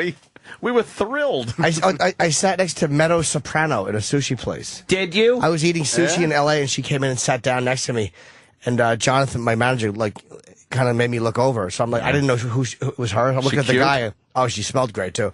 So Yeah. I'm looking, who is this guy? And then he just texted me, Jamie Lynn Sigler, dope. I'm like, oh. Oh, was she with somebody? Yeah, a friend, I guess. Oh, yeah. Guy? Yeah. Is she married? I don't know. It wasn't. She was married to the manager for a while. It wasn't it didn't seem like a date vibe, honestly. It just seemed like just two people eating fish, which, that's what me and my manager were doing.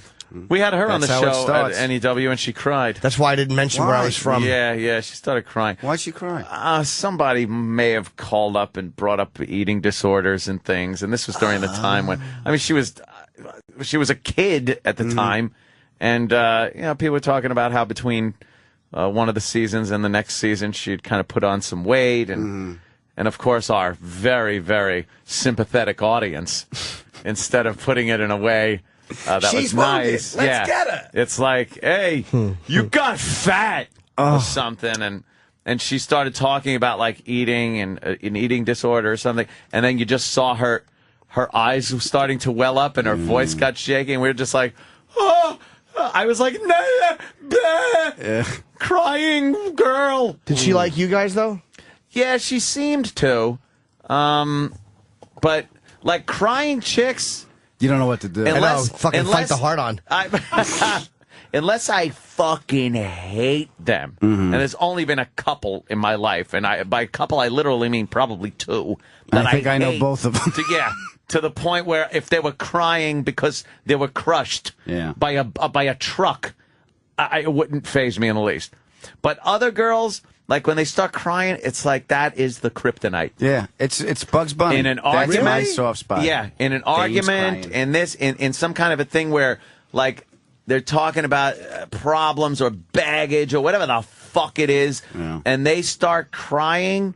It's like, you know what it is? I feel I don't know what to do. Then I get angry. I'm like, oh no, fuck, you can't cry. But you can't It's be not mad fair. because then you can't get mad. I know. So now you gotta go get a completely new offensive route because it was like, great, I'm winning this fucking argument or this discussion, whatever the fuck it is. I'm winning. I got you dead to you're crying. Fuck.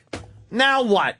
I can't keep on the same thing I was doing because that's what she's crying about. I could be like, oh, I'm sorry. Or she's crying because she knows she's losing. I'm sorry. That's right. Adam takes the harsh route. Cry, whore. You know you're losing. That's it. Yeah, go ahead. All right. You're gonna squirt. You start hitting her in the head with a basketball. Gonna squirt. That's right. Just suck my balls, sports fans. Sports fans. Then you find out Toomer's been fucking her with his honey jar licked cock. Sorry, I'm Honey doing. jar. Yeah, it was honey jars. Toomer had a big honey jar cock. Toomer. I'm gonna hurt you, Red. By that he means fuck his girlfriend and make a cuck out of him. Big gobs of cum like the honey that was on the ground. Oh my God. Oh, it's red. Poor Toomer. I know. I'm sorry, Toomer. But he shot Toomer and he didn't mean to? Yeah. What was he playing? Yeah. What the fuck? What are we talking about? I don't know. We were on something else. How are we doing lines with the Great Santini like it's still in theaters? I was talking about girls crying. We have no celebrities listen to this show. I guarantee there's not one famous person listening. I think Louis Black is listening. Well, Louis is a friend, though. He's he's going to be on the show any second now or minute. What is he? 9:30? Eddie's 9 o'clock. I have no idea. It doesn't say when he's coming in. Yeah. Louis is 9:30. Well, those celebrities listening, maybe celebrities like to come down to the Gotham Comedy Club Thursday, Friday, and Saturday. Yes, Adam Ferrara will be down there. The inimitable Adam Ferrara. Who? Oh, yeah, Richard Simmons. He does good. If you have a TV show, he can talk for an hour. So but who wants to hear him? His head is horrible, That by the way. fruit. Look at him waves like a chicken. And he's still wearing that solid gold dancer thing. Oh, he's awful. God, you know what those shorts must smell like after a full day of media? Just come. That's it. Shit in the front, come in the back. I'm not talking about his breath. See, because, He's gay. Apparently, yeah, he is homosexual. Apparently gay. Oh, my God. No, Adam wasn't in the treehouse with me. People mix up the dates. What? I want people to to keep an Anthony calendar. Right. Of when A I cried timeline? as a child, when a Mexican tried to sexually assault me in California, Sure. when my best friend turned homo and tried to have oral sex with me, and then my New York years. Yeah, no, I with the I was- Bison and I was Foot in the and New York Adam. years, yeah. You were the New York years. You weren't there during those California. During your wild days. The wild, crazy days. The Wild West. Again, I With think you that with your was... little cowboy hat. I think that was the point where I stopped all my faggy crying because Dad would backhand me. He'd give me a good knock it off. I don't want to see that. I was sitting on a bleachers once watching some kind of drunks do something in a fucking arena with horses, and I got a cramp in the back of my leg, in the back of my thigh, and it really hurt, and I think I let out a scream like I was being dismembered alive. And my father just turns and goes, "What the fuck are you doing?" He goes, if you got an arrow sticking out of your chest, I don't want to hear you make that sound. Whap. Boo. And then I got to suck it up. Couldn't cry. Wasn't allowed to cry. How old were you? 19. Yeah, I was crying. Well, no, because when did you move to New York? I was like... I have to fill in my timeline. There's a few blanks. Yeah, a few blank spots there. No, I went to California at 12. Okay. So, but all before that, from 0 to 12, I was crybaby. Right. And then from 12 till I came back here at about 16, back to New York, that was the stop crying portion. Right. Then after 16, it was just, whatever. Yeah, because you were never a crybaby. You were, like, I know when you had enough, you've had enough. That's called anger. Yeah, that's the Anthony. I've never seen Anthony say I've had enough. No, he doesn't. You don't see not it. that way. Yeah, right. I've had enough. Yes. Never. A bartender's never heard that. No, if you said no, thank you, I think your mustache would just fall off. I don't know why that would happen, but it's a sign of the body not knowing what to do. It pushes the mustache hairs out. I've seen him had enough a couple of times. I remember driving home once with it wasn't room in the car for me, you, and the hangovers we had coming home from Poughkeepsie. Oh, God, those gigs. When you stabbed, those gigs we had when... I had a fight with a payphone. Yeah. It was a good idea. He stabbed himself with a payphone, and that was the worst hangover of my life. Well, I think you were feeling a little worse about that because you were trying to sneak a fat broad out of the house in the morning. Well, there was that, too. When that's a great idea. It's one day, because he's going to school up there. It's one day that we're all up there. We had a gig. And he couldn't just not fuck a fat girl that day because all of his friends were over.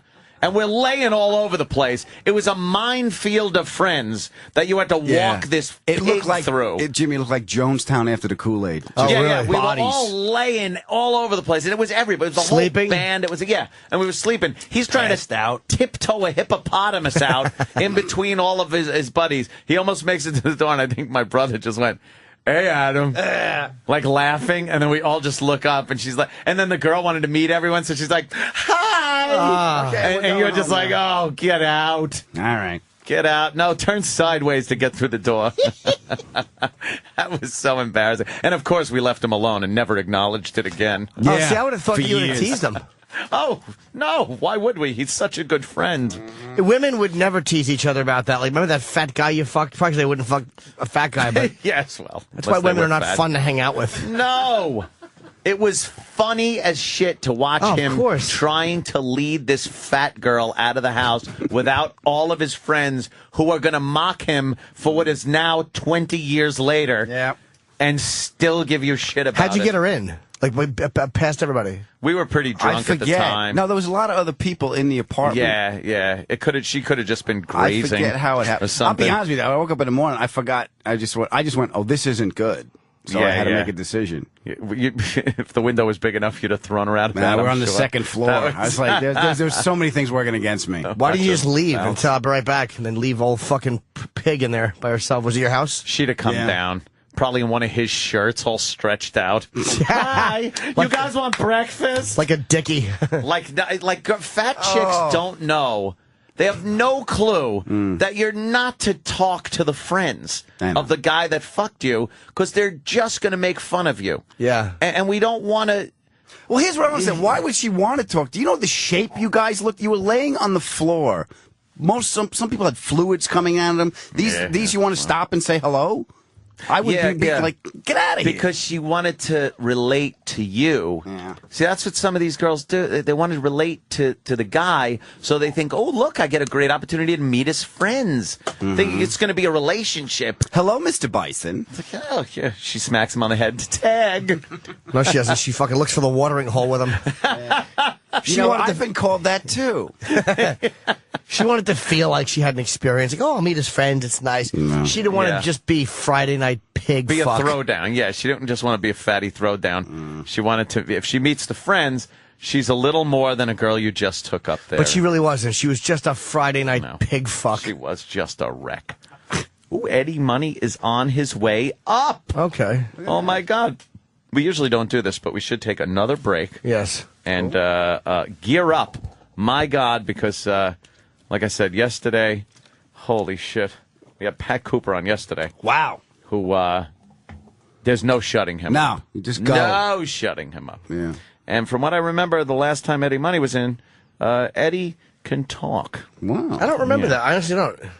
Yeah, I remember Eddie really being able to talk a lot. All right, let's get him in here. We'll all take a ticket to paradise or something. Oh, Jimmy? Chip? Who was that?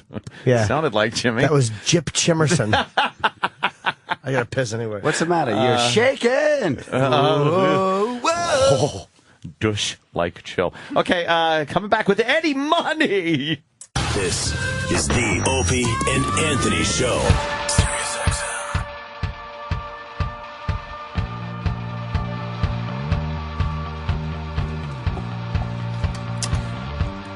Hi, everybody. Hello. Opie and Anthony program.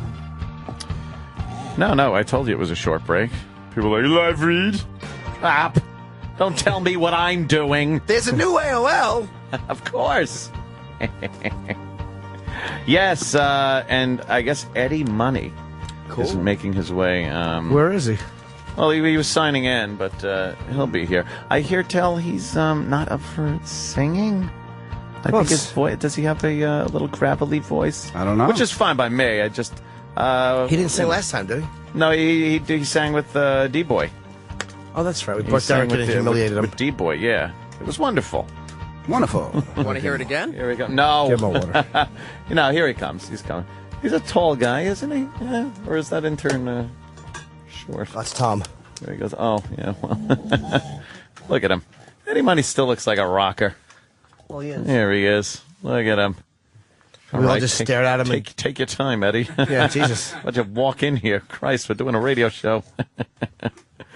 Hello, ladies and gentlemen. As the door opens, holy shit. There it is, Eddie Money. What's doing, guys? How you been there, pal? Good to see you, man. Good to see you. How you doing? Good, man. All right. Oh. Hey. Jimmy. Who's here? Adam Ferrara.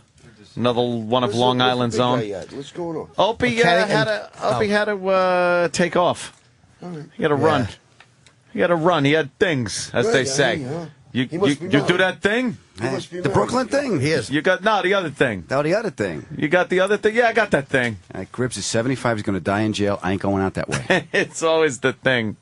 How you been? Good? I'm doing good, yeah. You we keeping did the, busy? Long Island Rock and Roll Hall of Fame last night. Long Island Rock and Roll Hall Which of Fame. was great. We did 2 Tickets to Paradise, and there's this new song called One More Soldier coming home about a kid that don't make it back from Iraq, and I'm very interested in doing something for these veterans where they're coming home, so I'm doing that, and it was really a lot of fun. I saw Lou Reed and Al Cooper. They treated me like crap because, but shows you how old they are. What the fuck? If I'm 30 years in the business and they're 40 years in the business, who's good? But it was good to see. What were you, Lou. the rambunctious young kid they didn't want to come up to? No, it was good, though. Al Cooper looked great, and, of course, Lou Reed is Lou Reed, He was addicted to you? I told the guy, thanks so much for getting me addicted to heroin,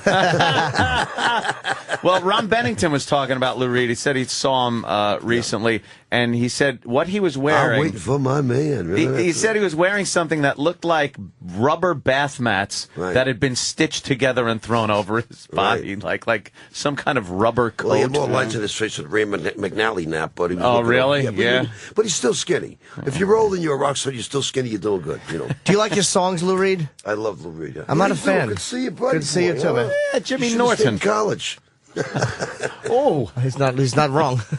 I should have went to college. You mean? You guys are looking good, huh? Thanks. Oh, of course. I still, ever since I got back to New York, I must have gained about 6 pounds. Were you eating a lot? I told my wife I loved it. She said, "Get off me." Well, you know what? It's so easy to just eat out over here. You Well, it's always so good. go You out. got It's so many, so great more Italian convenient. food, and Yeah. you got the Irish joints and stuff like that. And yeah, it's always I don't know, easy I to- love New York, and every time I come back, I just, I eat. Manja. You know Yeah, what it's yeah. all about, right? Do you partake in any imbibing I any actually alcoholic quit beverage? drinking. You did? Everybody, I quit drinking, and everybody's happy but me. Really? But Yeah, you yeah. know it is. But it's good. If everybody's happy but you, there was an issue. Yes. It's like, wait a minute. Yeah, I used to do show drunk. I go, I thought I was great last night. You were horrible. The promoter doesn't want you back. I said I was great last night. No, you have no idea. I sounded fantastic. Who cares? I forgot half the Anthony, words. I did a show about 2 weeks ago, and a girl in the audience, she was, an attractive young lady. I thought she was saying, I love you.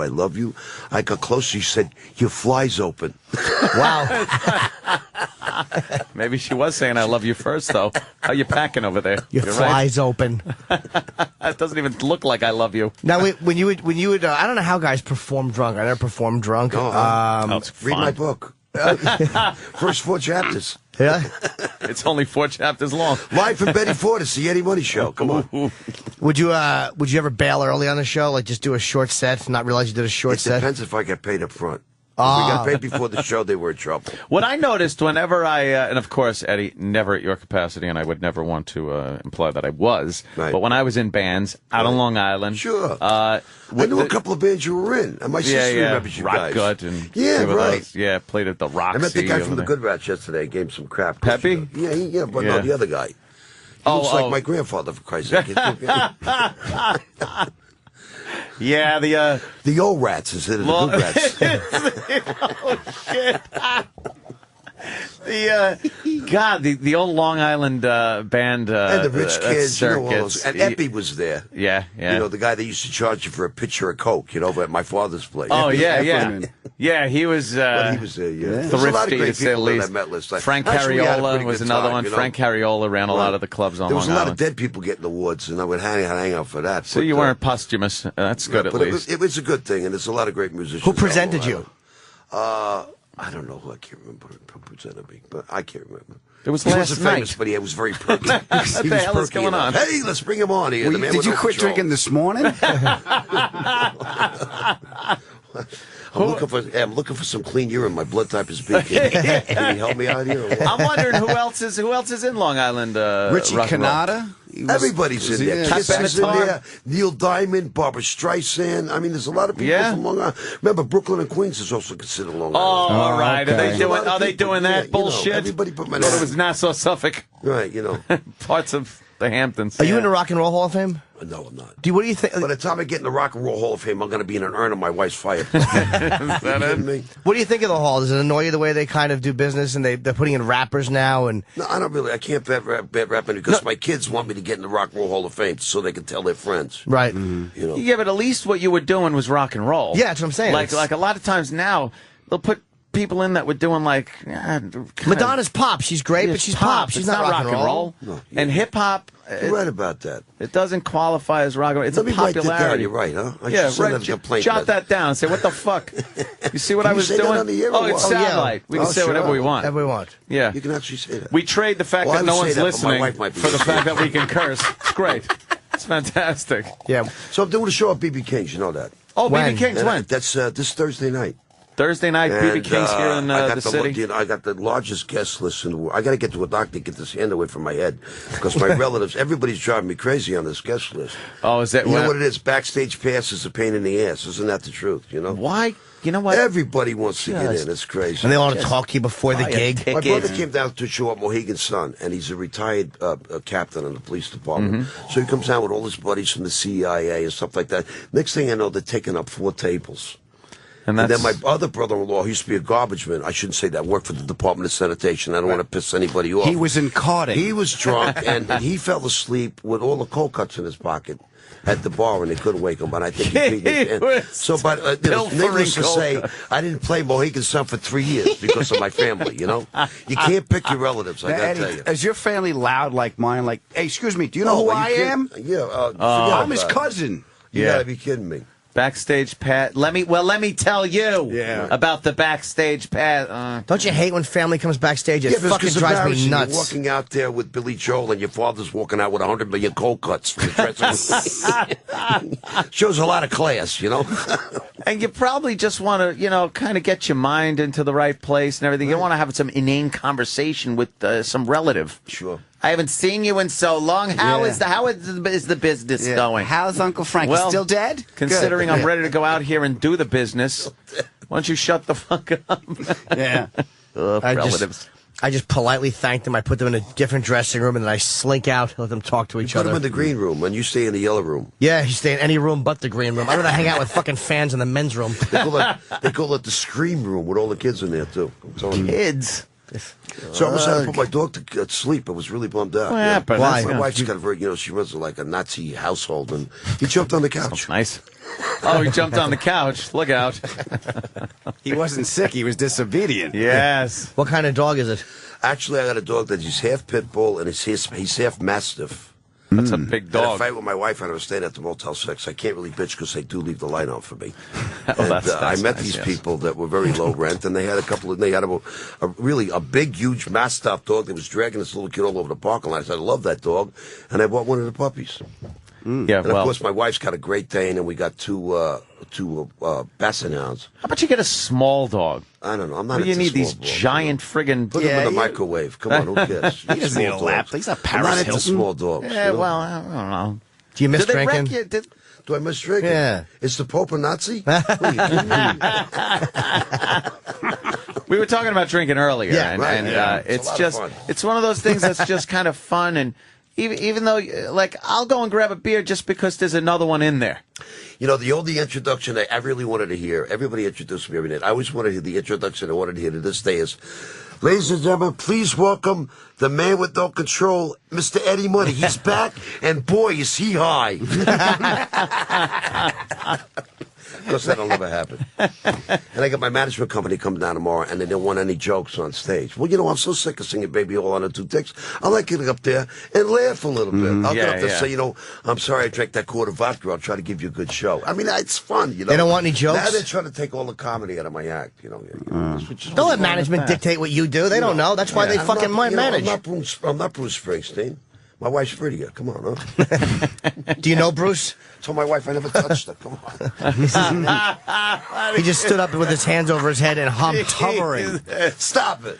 Now back. Leave me alone. I'm being good, honey. Come on. I don't know what things are like now, but back in the day, especially, you must have girls throwing themselves at you all the time, right? It was a lot. And now they still throw bras and panties on stage. And but how big my are wife they? goes nuclear Yeah, right. about that. Oh, Then she we hates go- it? Then we do the biker gigs, and all the chicks take their tops off. Take the tops off, yeah. And my wife goes nuclear over that. Really? She doesn't like She's that? just she's Church of Christ. She was born and raised in Nashville. Oh, I'm the Yankee Devil when I go down Now, there. how long you been together? 23 years. 23 years. So she's seen, a lot of these girls doing this, but doesn't she understand you're just, that's not you? Every time I get so pissed off. Every time I turn around, she's got a new pair of boots on or a new skirt on. I mean, I should have married a blind woman. How can I just remain in a good mood when I'm looking at her and she's got $700 pair of boots on from Paris? And, I'm very happy that I got my shoes at Cardboard Calls on sale. Do you see the $700 boots and go, I'm going to have to sing this fucking song again? Yeah, here it goes. Of course, There's the two tickets. I was snorting South American countries back in the day, but we can't talk about that. Do you indulge at all anymore? Are you a little bit here and there, or what? you know? My probation officer? No, I'm curious. Jimmy's interrogating him. Gonna be peeing in the bottle before I leave. No, I'm very curious. It's like You're not a cop, are you? No. I just like nightsticks in my ass, so I hang out with cops. That's all I can think of. So we're gonna get this track. We got to push this track for these veterans, man.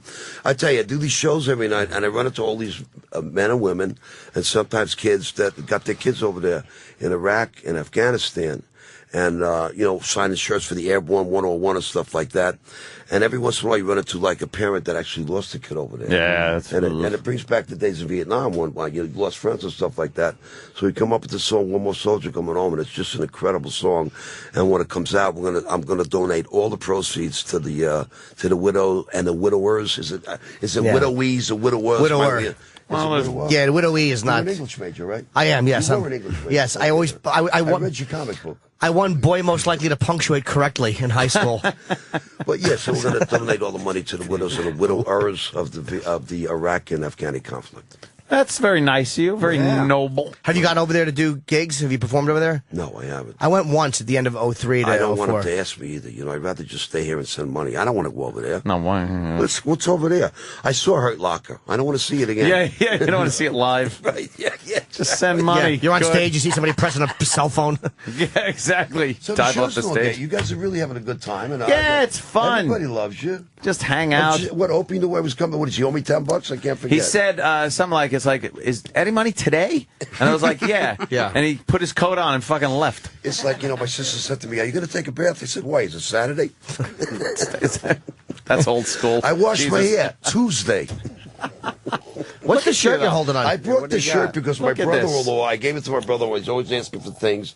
And he said he didn't like the way I signed the money. Why? So I said, I don't have one shirt. I said, maybe I'll give it to Opie and Ann. And he goes, he's just going to sit in my brother-in-law's basement for the next 10 years. They might get a kick out of it. He doesn't like the way you sign and money. You know what? We do, I donate all the money from these for the kids with for the Elizabeth Glaser Pediatric AIDS Foundation. So I hold the Take shirt a up break. I hold the shirt Jesus up every Christ. night. And I go to him. I Gotta go, be Mr. Good Guy all the time. well, I gotta say, I hold the shirt up every night. It says, this shirt's for a good cause.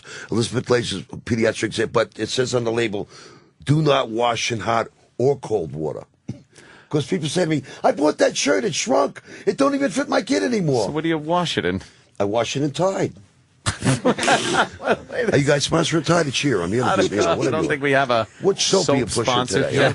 Here. We were sponsored Pediatric, by dildos and This fucking. guy's great. Oh, listen to you. I can say that. He's doing everything. What are you doing? But there's so many charities. I got so be many a little dirty jokes. self-centered. I can tell you a bunch of dirty jokes, Ronnie. Yeah, but you don't hear that stuff. We like dirty jokes. No, it's okay. Yeah, just one. Well, true story is I went to the doctor last week, and he had me in the guy with the white robe on and the clipboard and stuff like that.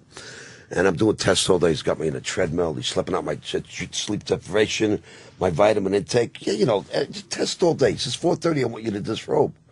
I said, you want me to take my clothes off? He said, I want you to disrobe. He said, that room over there, I want you to get on your hands and knees, crawl in the middle of that room. I said, he said, no, just the words I say.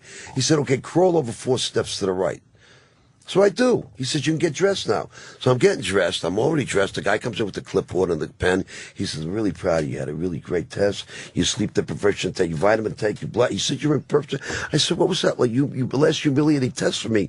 Crawling nude on my hands and knees in the middle of an empty room. He says, oh, I'm sorry, Eddie. Me and Dr. Weinberg, we just bought this new big white leather couch. We didn't know where we were going to put it. Insinuating that he's pasty and tickling me. fat. And represents. You're getting Eddie was tickling me. That's great. You're getting tickled by I got Eddie to money. stay 20 minutes. Richard Simmons shows on. Come on. You are one of those guys What's that going are on with lucky these with it. headphones, man? Yeah. Jesus, You got a hell of a dally storm there. I mean, You I gotta like Japan, but can't you buy Americans? Yeah, you get that. Buy it from Germany. They're better, He knows. Eddie Money's out of his mind. How many dates a year do you do? Do you work like? I got 5 kids. I'll do anything to get out of the Okay. house. And the I'll boots. work at the the Knights of Columbus on Thursday, and then I'll do Mohegan Sun on Friday. Who cares? Really? Oh, by the there way, I you play go. Mohegan Sun on Saturday if anybody's interested. Are you there this Saturday? Come down there to do some shaking with the money, man. Look at you. All right. Do you use an opening band or do you go out by yourself? My daughter opens me up. What kind of music? Little Jessie Rehab, if she makes a show or not. Little Jessie Rehab. She What lost the the lights. fuck? I got to tell you, she blew a 2.8, which is very close to the old man. But she sings fantastic. She goes out and she does I Want to Take You Higher, Sly and the Family Stone. She does one of my tunes, and she's actually She's really pretty too, I think. Right? We saw her She's last time. She's a very beautiful girl, right? talented, Oh, right. We didn't want to say until Oh, she's Eddie a very left. pretty girl. Yeah. she's okay. Is she married? No, she's got. She just broke up with some celebrity's son, who's worth $160 million, $126 She's million. breaking up with guys that are with 100. Yeah, but he's in a $600 a month rehab, so he's not seeing any of that money. Are they all in rehab? I don't know. They're very dysfunctional children these days. Because Jeez. my wife blames me. Oh, well. You got high, the kids got high. Oh, so is it my fault? All right. Huh? Well, maybe where it you is. going? Where you going? It might be, Eddie. I don't want to point a finger. Hey, guys, huh? I got to admit, my old man put down a few shots himself. Yeah, look what and happened to you, huh? I enjoy. I'll see you at the meeting, huh? I enjoy a couple. Not me. It's the only reason, You I have don't drink anymore is because I don't want to go to those meetings. As a matter of fact, David Crosby was my first sponsor. And I started going out and flipping out. Boy, did you back the wrong horse. And his wife called me up and says, David doesn't want to sponsor you anymore. He says, you don't need a sponsor, you need an exorcist. Wow. He had his wife call you, though? Wow. Yeah, a year ago. David's good people. Come Yeah, on. but why would his wife call you? Yeah. He's actually two people. He's got somebody else's liver. Was there any It ain't mine, singular? I'll tell you that. Was there any singular reason, like the straw that broke the camel's back kind of thing, where you went, I got to knock this shit off? Well, yeah, what was happening is, my wife stuff, I got a beautiful wife, and, I mean, I don't like to go home and look at the JCPenney bra ads, I like to get the real thing, Yeah, sure. And she had had it. You got tickled. Come on, where's the horn? She had it. Soupy Sales died. I'm very unhappy. When did he die? Are you kidding me? A while ago. No, Oh, it was a while ago. I thought he was dead. I But want then to the ask you a question. Is Charlton Heston dead? Yes, he is. I didn't know that. Yes. Yeah. Actually, when I met him, he was, too. Yeah, he wasn't doing well. No, not well at all. So what was the last, what happened? what was it, like- you like to go home and get laid. You don't like to look at the catalogs? No, I'm just saying. I love my wife, and I'm just doing my best to, keep her happy. Oh, okay. Because she's coming into town this weekend, and, come on. Yeah. You spend a lot of time away from each other because of what, you're on the road? Not only that, she hates me. Oh, okay. Well, it's like not so Let's much put it that I'm this on the way. road touring. She can't stand me. She's not a fan. Let's put it that way. Yeah, well. She stays for the opening act and then she leaves. Yeah, well, I want to go back, paid for a few things. And then she hates the fans, and she'll put on like a $600 dress, a $400 pair of boots, and I'll have to tell the security guard, can you tell my wife she looks good tonight? Please. Because she doesn't like to go out front, She really hates the, is she jealous of when the women hit on you? Because my girlfriend hates that, too. I don't want to get into that because her sister's probably listening to this, and she's going to get there to get the show, and I want to get lucky on her. And I'm staying at the Ritz-Carlton, for Christ's sakes. She'll do a little recon for I her wanted to sister. stay at the and- Motel 6 instead of staying at the Ritz-Carlton. My girlfriend gets mad, though, if women, will email me. It's like, but that's part of it. It happens. It's like, see, there's a problem with women. A woman can go out and fuck whenever she wants. Whenever they want, my girlfriend can go out and just get a dick. Really? Whenever she wants. But for a guy... Well, I don't want that happening to me. But they don't know how to handle it when a guy can get laid, too. I've got enough diseases as it is. Yeah. Women don't know how to handle it when a guy has the same opportunity they do. If I get a flare-up, I don't get laid for 2 weeks. Come on. Really? Is that it? At least I don't get it out of my mouth. Come on, give me a break. Huh? I hate to see these chicks that got, they got herpes on their mouth and they call it a cold sore. Come on, this ain't the 70s, baby. That's herpes. Exactly. Who doesn't have it? I got a cold sore. Do you? On your dick? If you don't have herpes, you're not fucking. Here's to me. If you don't have herpes, you don't live in America. Exactly. What have you been doing with your dick for the last 20 years? You've been putting that thing. Yeah, what have you been doing with your What are you penis? saving it for? Exactly. What are you wrapping in hay before you go to bed, sissy? Fuck somebody. My wife said to me, "Are you in yet?" I said, "Honey, I've already come. Where's the remote? Come on, give me a break." You're a quick comer? Yeah, I hear you. Get the job done. Yeah. Get it on, get it over with. She said to me the other day, "Don't wait for me." And I said to myself, "I never do." Do you feel she's, satisfied in the She's a good in that girl. She department? loves me. Everything's happy. I got a That's great good. wife. I really do. That's good. And do you give your daughter any advice? Is my as far nose as- getting bigger or what? He's lying. Do you give your daughter any advice on maybe? I tell her not to drink and do drugs. That didn't work. I guess that didn't pan out. I huh? told her to take out the garbage. That didn't work. I told her to stay in college. That didn't work. What is she doing? She's singing for me. Here's the funny thing. The rehab cost $4,000.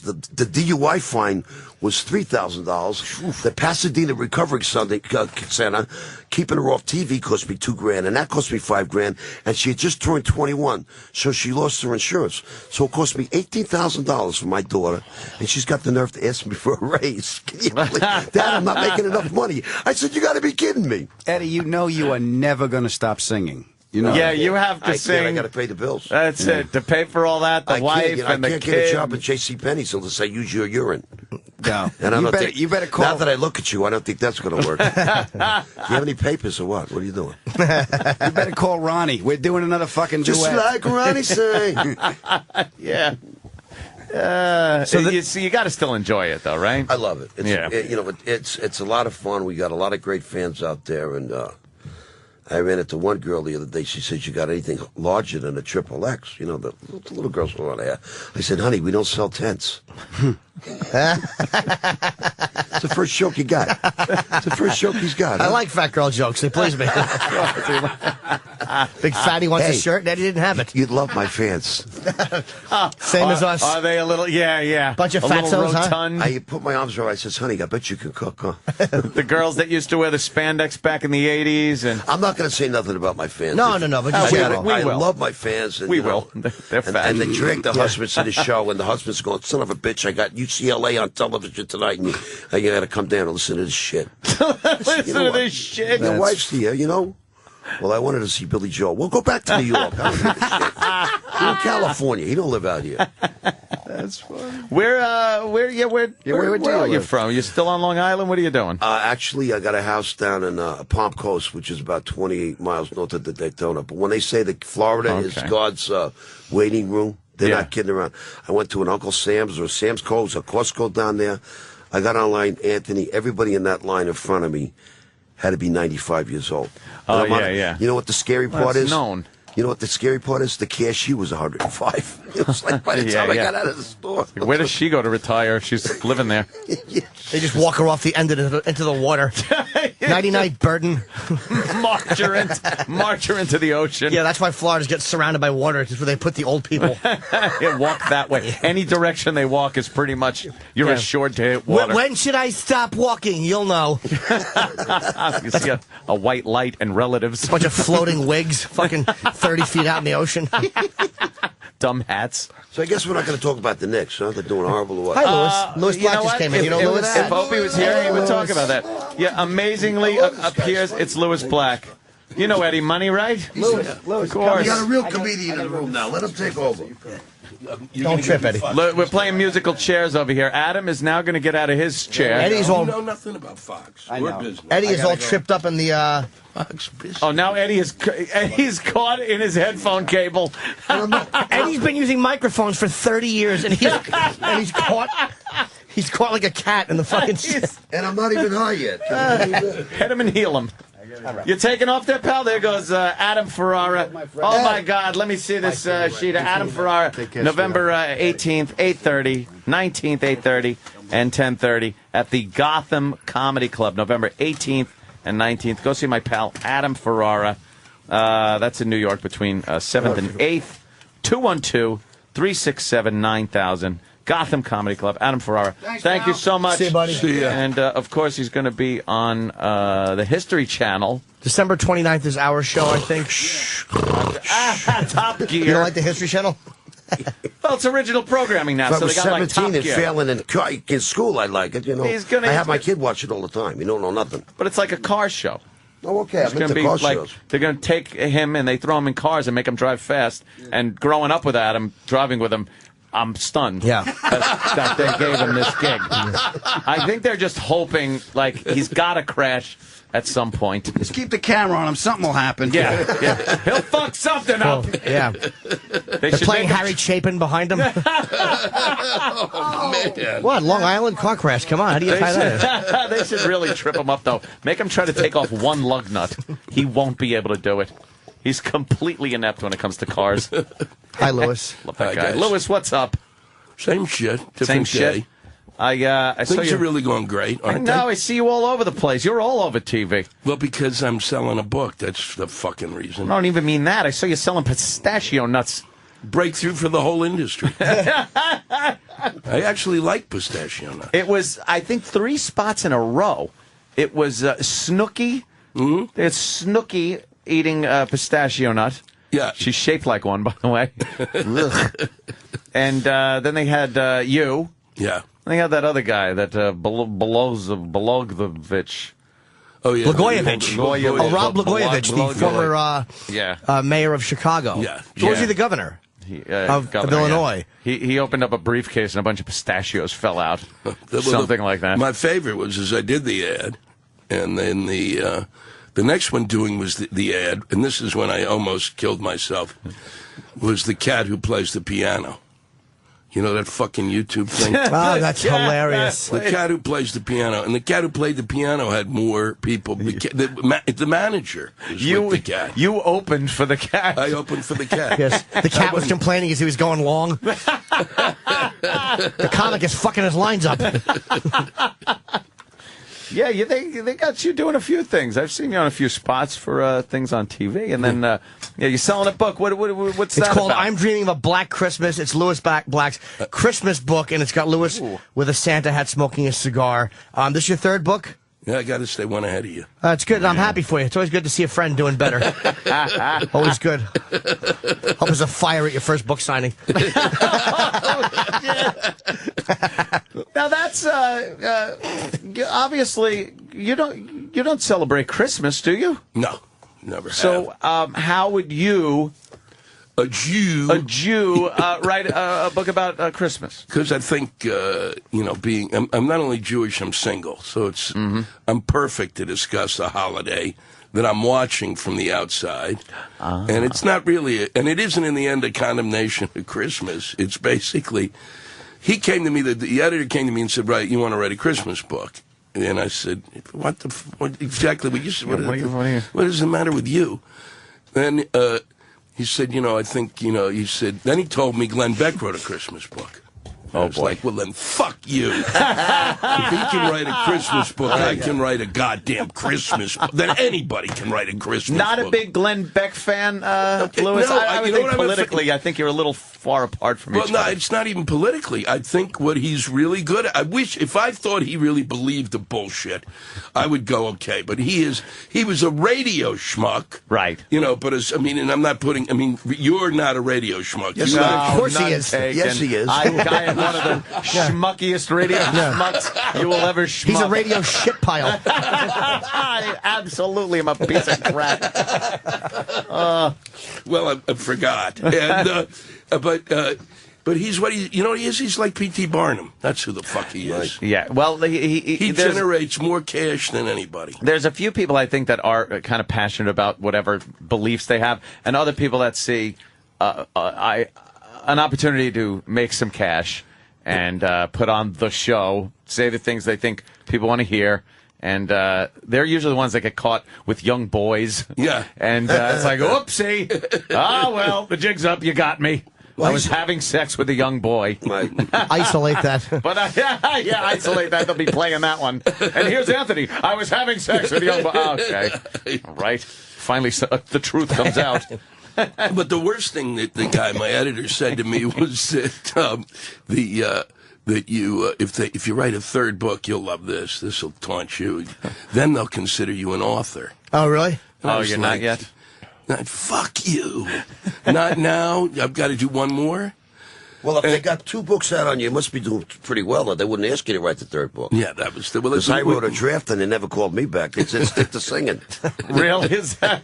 One thing about being Jewish, though, when I grew up with my kids, all my Jewish friends, I used to love Hanukkah because you got presents more than one day. How many days in Hanukkah? But they were shit presents. Not really. All the Jewish kids I knew growing up and going to school, like, I would come in after Christmas, you'd go back to school, and all the kids would have, like, great toys and stuff, and the poor little Jewish kids run around with just this piece of shit. Yeah, well, no, you get, like, socks and a pen and pencil set. Yeah, you didn't go to Island Trees in Levittown.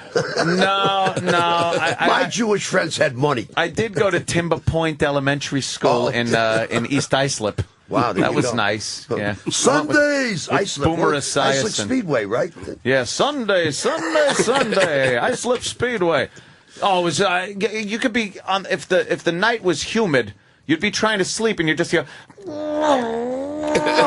It's like, how far is it to tracks in the backyard? Islip. The night was sultry. Remember that? Oh, was that it? The night was sultry. Oh, yes, that's right. Any money knows. That's from Throw Mama from the Train. Of course. Come on. My favorite part of Throw Mama from the Train is the fact that Danny DeVito kept saying, I don't want it to get ruined. The way he said ruined. Ruined. It was great. So now, Louis, the book, Christmas, what kind of insights do you give us on looking It's really, I wrote a book from about the outside? I wrote a book about being single disguised as a Christmas book. Oh, okay. That was what I really did. Now, so you're trying to get laid and take it out on the holidays. Oh, So now no, you've- you don't tell people that doesn't work. That doesn't work. Not for comics. I don't know. It's been years since I've been single, so I wouldn't know. No, for comics, it's like you're funny, but you're not that fucking funny. Now, as far as dating goes, though, has there been instances where dating around the holiday you've had to maybe attend some Christmas family but things? I went, early on, especially in my 20s and 30s, I'd be living with somebody, and then I'd have to go to their family, and then stupidly be sitting there with your family and not realize this is the moment I should leave the relationship. You're looking around. You got enough clues. You're looking around at the hell that you're going to inherit, and you think, no, this will work. I was seeing this lady. We go down to Florida. We get there. Now we have to go shop, right? She's about 36, 37 years old. We're both in our late 30s. And she says to me, the father says, okay, you take the car, you drive. Hands me the car keys. How's that about? In front of his, and I've said, and I literally, at that point, I drove about a block away, and then I said, you're fucking driving your parents' car. I'm not driving your fucking parents' car. Plus, I'm a shitty driver. Plus, your dad's a fucking piece of shit. What am I, his chauffeur?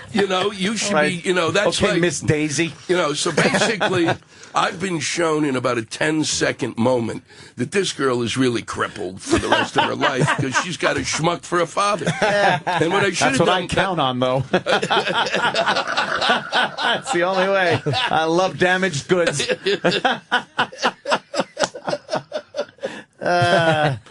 We all got to work with our strong points, Louis. but Mine is a horrible relationship with a father. I'm in. Oh, yeah. Exactly. The more years of her childhood that are blacked out, the better I look.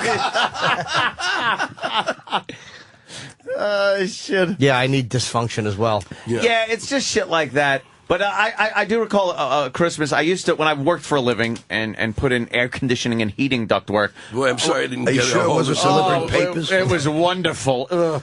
But my ex-wife at the time, my wife, would be like, oh, we're taking the week between Christmas and New Year's and going up to see my mom up in Massachusetts. So we'd get there and she'd be like, oh, hello, darling, it's so good to see you. I have to go to Sears. Could we drive to Sears? So we would drive to Sears. Now, I'm on vacation. I've been working the whole year. This is my time. Right, sure. She buys a fucking garage door opener. Oh, no. And I'm just thinking, all right, You she gotta buys install this it. thing. Oh, no. Anthony, would it be okay if you installed this in my garage? And then I was kind of new in the relationship, and I didn't want to come off as the dick. Meanwhile, she's coming off like super dick. I'm on vacation, and there I am, twisting nuts How and long balls. did it take you to put in? It was like an all-day thing, because I wasn't ready for it. I was probably half in the bag already. Like, Because you got to remember, this is the kind of guy that failed shop class in the Yes! first 20 minutes. I did. I was the guy, It took him 2 years to make the salad bowl. I was instead of, the guy, salad bowl, no, a bowl. That's what I'd fucking make in shop class.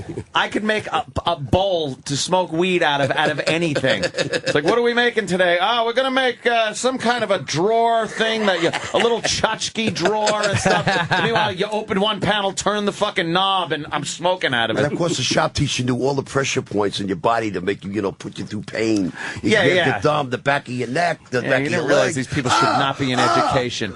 Should not be in education. There was a shop teacher in the school system I was a part of who got in trouble for dropping some kind of a fucking drug or a Mickey in the principal's drink. Right. And so some other teachers saw it and they knocked the drink over. Yeah.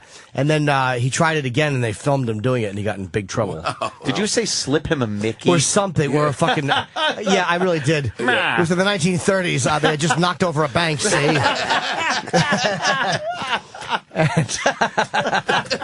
Yeah, I really am a fucking fool. Oh my God! What do you think about the midterm elections now? Obviously, big change. Everything's going to be great. Is it going to be great now? Yeah, I'm so glad we straightened it all out. It was going to be great. And now it's going to be great again. Everything's going to be terrific. I have never watched anything. Now they've just reached the point where they don't even tell us what they're going to do, and they get elected. Yeah. What are you going to do? Well, we're going to change everything. What? But what specifically are you going to do? We're going to do it. They're like a Nike ad. It's just do it. That's all they are. And that piece of shit ad, I've never understood that fucking ad. Just do it. What? Do what, you fuckers? Exactly. That's what a rapist thinks right before he commits the act. Just do it. And we got, I mean, look, you know what I'd like him to do? I'd like the Democrats and Republicans to just figure out how to get rid of bed bugs in the country. Well, Why don't we start that's there? not going to happen. We're in a third world country at this point. We got bed bugs? Are you fucking kidding me? I asked my mother, who's 92, when they were living in the Bronx in like a shithole apartment, did they have bed bugs? They didn't have bed bugs. Back then. Back then they didn't have fucking bed bugs. Yeah. I had to hear a PSA for this woman on 1010 Wins, and I'm driving in, and I listened. She goes, I have the dengue fever.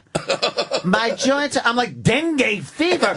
What the fuck are they even talking about dengue fever for in this country? We should not have dengue fever. Right. That's like, how do you get that? It's drinking dirty water from the Amazon. How?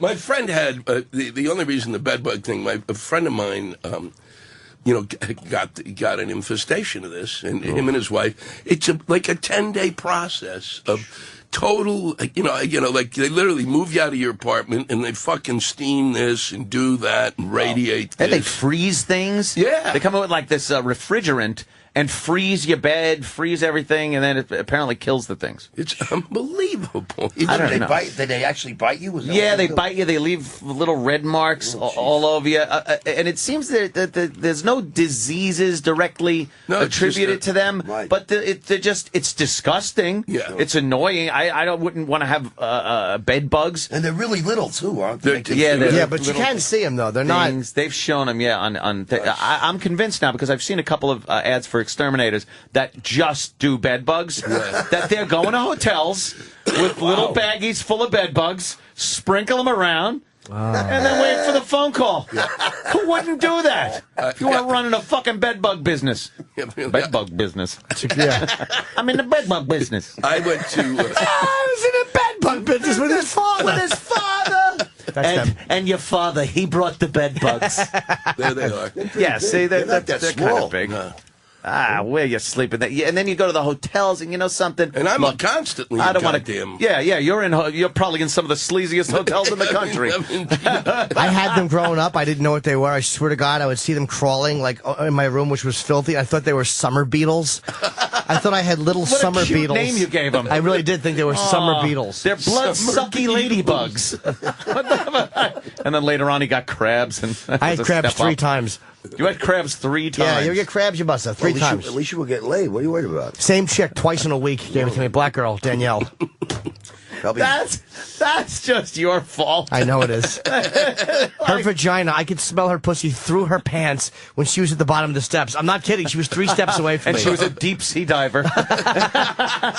It was horrific. I still got in there. Whoa. Twice. 3 times. Twice from her and once from a girlfriend who I think was cheating on me. Oh. Fool me 300 times, shame on me. Yeah. Who was the 3rd time from? A girlfriend who was cheating on me. Oh, was it cheating on? Yeah. Oh, wow. She had her pubes all shaved one day, and then a few days later I had crabs. I didn't put 2 and 2 together and go, oh, the whore got crabs and fucked me before she shaved her pubes. Rotten good egg she was. Would she use your razor, and then you had him around your mouth? That would suck. No, she didn't. She just trimmed her pubes. She didn't shave them completely. This is 1992 or 91. Did you mention that to your therapist or what? I have therapy today, actually. Oh, do you? Yeah. Why do I withdraw when a girl tries to kiss me and I feel like I'm being molested? That's what we're gonna cover today. Why does anyone needing love from me feel sick and wrong? Yeah, is that it? Is that what you're covering today? Yeah.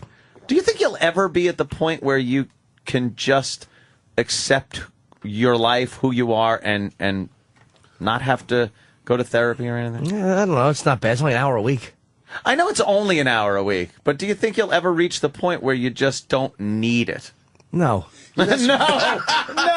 I'm with you. So he says there's no hope. You too. No, I'm with him. Just like there's... I just want a place an hour a week where I can fucking unload. Yeah. I mean, just go. Just You know, the stage isn't enough. No, I'm not. You can't stand on stage and go, look. Do you think this is psychotic? No, they watch your show and say, yes, he's psychotic. Because you have to be funny on stage. A lot of times you don't want to, you know, you want to just, you don't want to be entertaining with it. You just want to spit it out and get feedback on it. Your therapist isn't going, no, just laughing at you. She has a little mic when I walk in, and I just do my jokes through a little PA. And everybody else in the fucking waiting room can hear my... Time's up, they red light you. Yeah, exactly. Leave. We're through with this one. Aw. So you're just never going to be fixed. No, I don't think so. Always broken. A lot of damage. Yeah. How long you been going? 7 years or something. Oh, okay. Yeah, me about the same. How about you? Did you go, Eddie, or no? No. Too expensive. No, they'll work with you. I'd rather talk to myself in the mirror. You're fucked up. I know that. Go back, get a pack of cigarettes, all right? Yeah, you prescribe cigarettes to yourself. You know, therapy is when my wife makes me go to put the marriage back together, and I spent $90,000, $150 a week. I said, this ain't gonna work. Forget about it. Yeah. You know, so I said, forget about therapy. It's the only therapist I ever went to was my ex-girlfriend. We were going out for 9 years. She decided to go to therapy, you know, figure her shit out.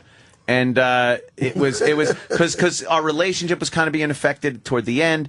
And then she gives me the great idea of, you know, my therapist kind of would like you to come in, and me and you and her will sit and this. And now I'm like, I have to go. Sucker, right. It's either break up right now or go. And I didn't want to break up right then and there, so I'm like, all right, I went. I sat there like the scourge, getting beaten up by these two women, that everything was like my fault. Are you going to change? Is it possible you can change? And then I pulled the checkbook out. And it's like, okay, that was good. Just kick me in the nuts and I'll fucking give you a few hundred. My girlfriend wants to go to felt like. couples therapy. I'm like, absolutely not. Both go to individual, fine. But we're not fucking married. I'm not going to couples therapy. I know you're fucked up. I don't need a therapist to tell me that. And that's what I felt like, too. It's like, look, I'm not married. Why am I doing this? If it's over, it's over. Yeah. And it wound up, you know, being over. Right. But maybe it was your attitude that was the problem. My attitude. And then the thing is with couples therapy, and I went probably 3 times and had it. You're done. You walk out of the office, which of course is just in some nice house in some nice neighborhood. You walk out, and you're supposed to leave all that in there. Oh, yeah, no. Meanwhile, I'm getting in my truck going, all right, and you know, all right, cunt, the door's unlocked. I mean, oh, shit, honey. Yeah, it's unlocked. So, did I say that? You can't. I was incapable of leaving all that behind. The resentment I felt. Sure. And then I couldn't get it out. What, am I going to be there for years trying to get this resentment out and stuff? So, no, it was just like, look, it's better this just My ends. daughter's therapist wants me to come in and see her. I said, come on, can we do it on the phone or what? My daughter's a mess. What do you want from me, huh? If you can't fix her, leave her home, huh? What am I going to do? I'm the one that fucked her up. Why do you want me involved? Of course, my wife blames me. You did drugs, the kids will do drugs. I never did drugs in front of the kids. Makes no difference. I'm sure they never knew when you came home. Now I ask my daughter if she's got any papers, for Christ's sake. It's a dysfunctional family unit. Yeah, is that say. it? Dysfunctional family unit. I had I did the same, the couples therapy once. Yeah. And we went in, and it was, we'd been living together about a year, and then she started fucking around on me. And then, so she has to go to this therapy thing. I'm like, I find out about it the night before. I'm enraged. Of course. And then all of a sudden, now I am sitting around with the guy therapist who wants to fuck her. Oh, God. And he's telling me what a piece of shit I am, and I'm the one who caused this. I'm going, are you fucking nuts? What a great way to cockblock you. And then he's describing my problems. And he's Wait, going, she was cheating on you and he blamed you? Yeah, he blamed me. Why? Because he was a shit. Because he wanted to fuck her. Because Lewis's idea of sex, he'd put her on her stomach and fuck her in the ass and call her Mister.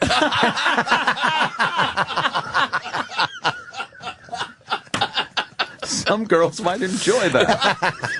That is, and he's just emasculating you. Oh, yeah, he's like, and then he's telling me, he's describing conditions that he says I have, and I said, well, if I don't have those conditions, I can't do what I do for a living, you fucking putz. Yeah, don't fix that. So I leave totally enraged. That was really just extreme. What excuse did he say to anyone to cause someone to cheat? What, you weren't providing enough emotional support and love? I had problem. I was the one. I had driven her away. Yeah, well, yeah, right. Lewis, it's your small dick. Yeah, He's just emasculating you at every turn. Yeah, you come too soon. Yeah. She told me. Exactly. Yeah, I got her in the car. I drove her to the guy so she could fuck the guy. It's my fault. Did she fuck the therapist or no? No, she didn't fuck the therapist. Well, I don't know. Yeah, you don't know. You left. I just know I didn't get crabs. It's harder for if you guys work days. Louis and I, we work nights. So if our ladies want to cheat on us, all they got to do is look in the paper. Oh, he's working. Let me go out and have some look fun. in the paper. How about what? They know when you're working at night. They know where you are. They know what you're doing, and you don't know where they are or what they're doing. Fuck days and nights, though, because radio is the worst. Because look at this. Hi, I'm in Manhattan.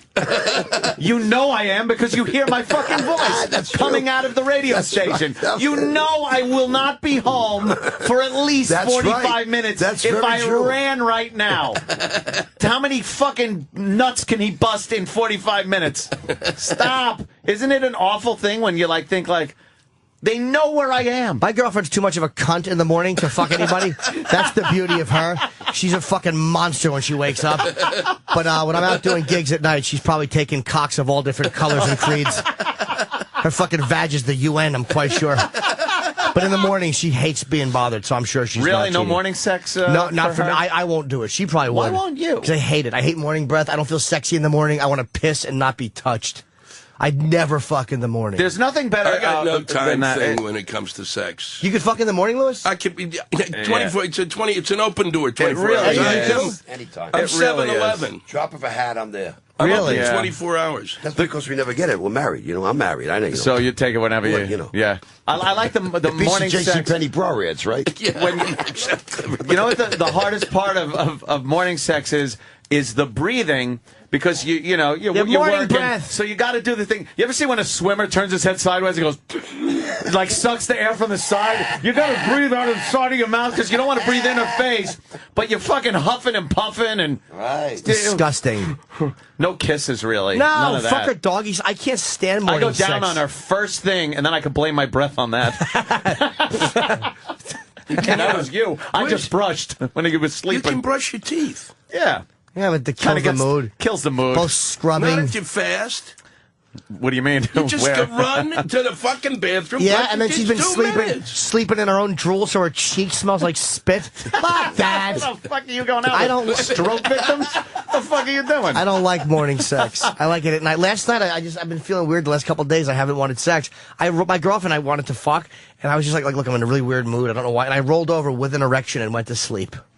I don't know what that is. What's wrong with you? I'm just a weirdo. Well, you've got That an is hour weird. to figure it out today. Yeah. That's yeah, why you he's sit there. going, and I totally understand. Well, I always jerk off in front of my therapist. Maybe I was just saving it. Try to arc one real far. Yeah, onto her suit. Onto her sensible Her suit. smart suit. Yeah.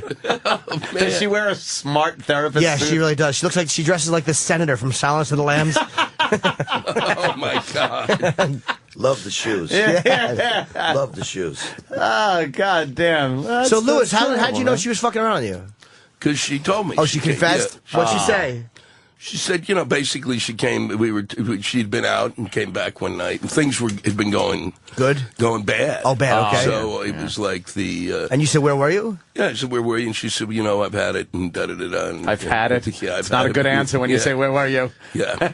Yeah, her panties are all askew. She's got fucking hip-hop on her iPod. So, how long did you stay together? Why didn't you just leave her at that time? Did you feel like you could salvage it, or did you... We, because it was one of those, I don't know, it was one of those ones when the sex was so good. Yeah. The addictive sex thing that, it was like, and we would go through these cycles, and it was great, shitty, fight, fuck, the whole... How long did you stay Battle cry for UCLA.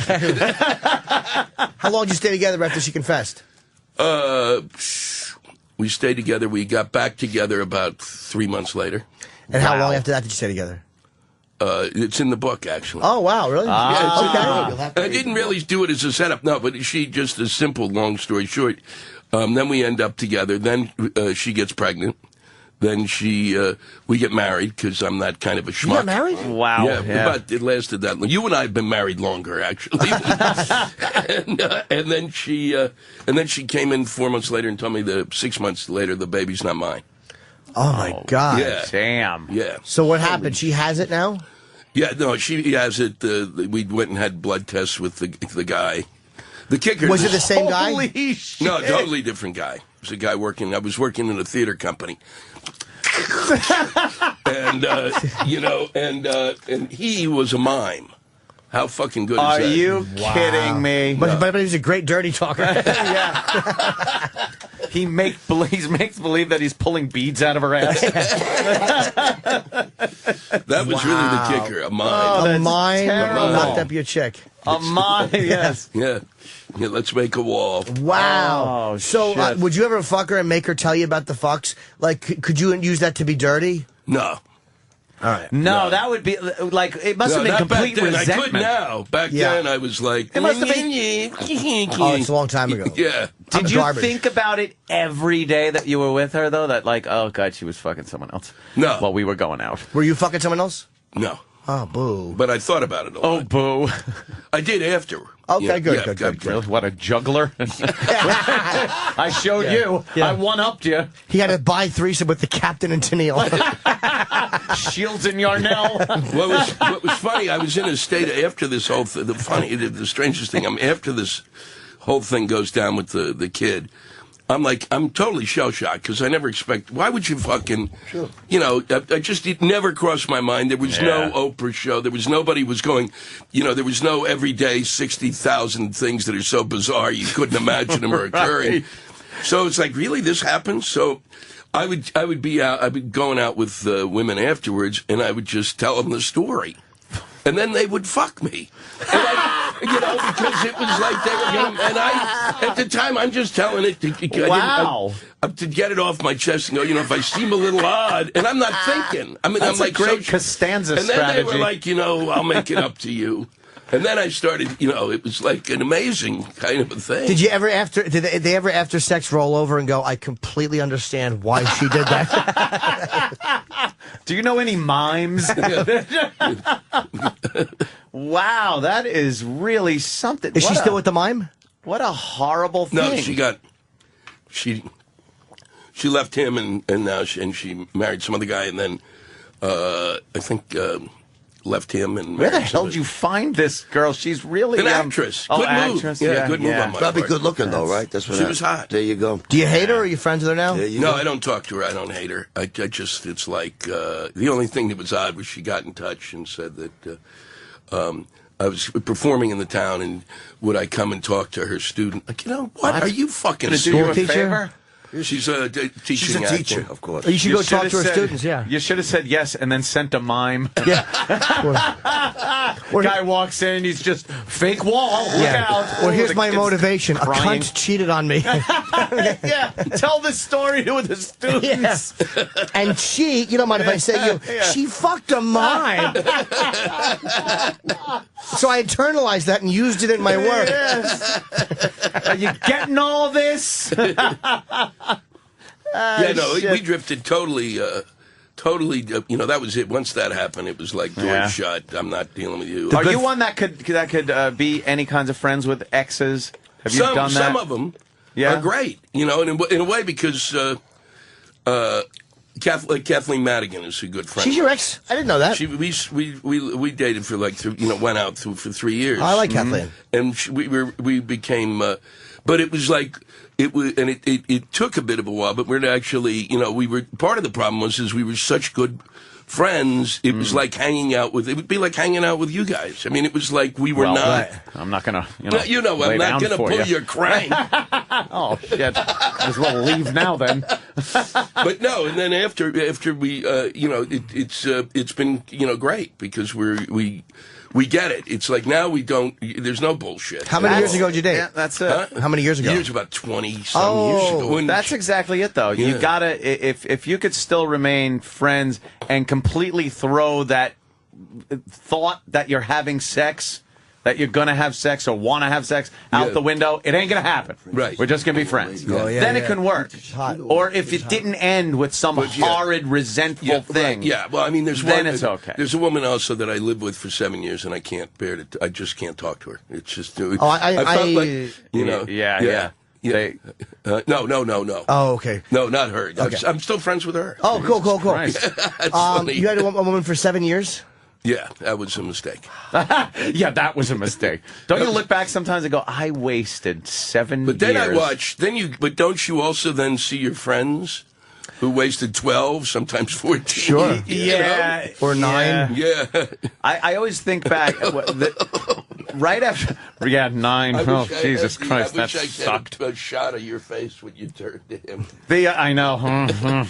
All I thought about when I broke up with the wife was every girl I could have fucked for 9 years. I think back at situations when I was in bars, when I was doing gigs, whatever. It's like, and I didn't for her, so I wouldn't fucking, be cheating. Coulda, woulda, shoulda, baby. Oh, coulda, woulda, shoulda. God. Yeah. What I gave up. Nah.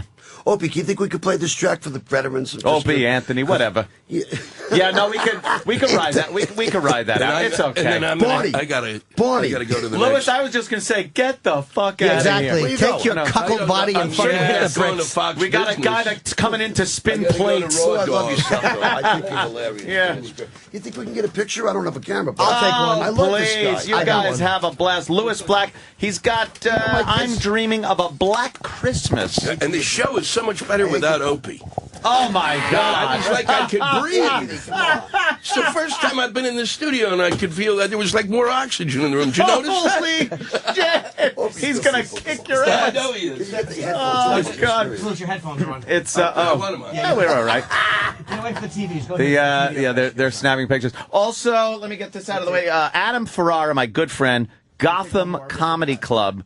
That's November 18th, November 19th. Is that Thursday and Friday, right? Thursday and Friday at the Gotham Comedy Club for my good pal Adam Ferrara. And Top Gear premiering November 21st at 10 p.m. on the History Channel. Watch it. It's my pal. Support him. And this, I'm sorry. Yeah, Eddie Money, the legend Eddie Money. He's going to be doing an acoustic Christmas tour, and that's tomorrow night at BB King's in New York City. Eddie's got a bunch of tour dates up. Just go to eddiemoney.com and check out Eddie's tour dates. I got 5 kids. I'll do anything to get out of the house. Yeah, please, help him out. Louis Black, like I said, I'm Dreaming of a Black Christmas in bookstores. He's also got a show November 18th. That's Thursday in Peekskill, New York, at the Paramount Center for the Arts. Ooh, nice, Louis. And you could go to louisblack.com and check out the goings-on of the great Louis Black. Everybody, Jimmy, also, what do you got? I have this Friday, Saturday, Thanks, Louis. Bananas in Poughkeepsie. And Friday morning, tickets for my Borgata January 16th show. It's myself hosting with Bill Burr, Dave Attell, Jim Brewer. That's a great show. Will Burr sell out. have the fish with him? I'm going to tweet that, the original photo. Horrible. What they wanted to use. Eddie is signing my picture. Thank you, Eddie. The horrible photo they wanted to use that my agent's like, that's pretty good. Stupid hackneyed Thank you, crap. buddy. Just garbage they wanted to use. Yeah, really bad shot. Oh, my God. Eddie, thanks so much for Just as soon showing as up. you want to play Eddie Money, we're gonna play the song. Always Louis fun. leaves the room. I'm a big fan of Well, mine. no, He's I know, great. right? Is he great, though? I don't want to listen to his music. Yeah. Had enough. Probably was having sex with that girl 2 years long. Congratulations, continued success, Anthony. Thanks so much for having me. Continued success. Anthony. I gotta call you like Anthony. Anthony. I hear that. My aunts and uncles always. Anthony, hey, where's Anthony at? Right, Anthony, yeah. you're hanging out. Yes, right. I get it. And this Friday, Bar 9, me and my brother going to be playing at Bar 9 on 9th. Where's that at? It's right there on 9th, right here in the city. Yeah. My brother plays I sing, and then we got a drummer and a bass playing stuff from years comedy ago. Too, like you say. Yeah, well, I'll probably say something obnoxious. I'll probably drink to the point where I think I'm funny. like me every night. Yeah, you know how that is. Please. God, Staff, Danny, Travis, E-Rock. Exactly. Another day of incompetence. Thank you so much for not disappointing me by sucking ass. I'm kidding, of course they rule. And we'll see you all tomorrow. We're going to play Eddie Money's single. Yes, Eddie Money's single. Veterans, which benefits veterans. Guys do for us. Very cool, man. See you tomorrow.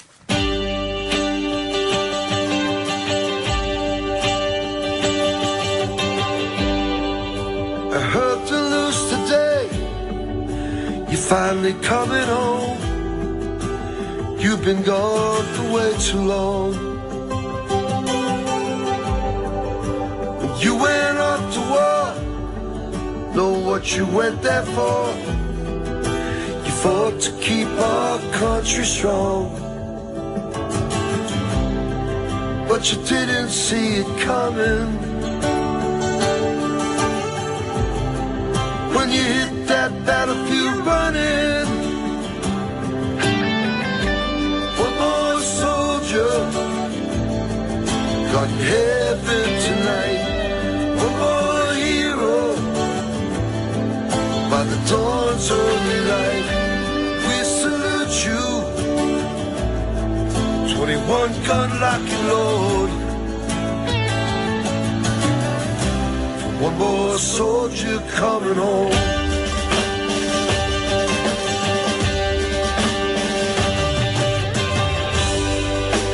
Mama always said that you'd become a man. Why'd you have to go away? Your daddy would be proud if he were here today. Like you, he chose the soldier's way. All your friends are gathered round you, and your comrades, they salute you. One more soldier got in heaven tonight. One more hero by the dawn's early light. We salute you,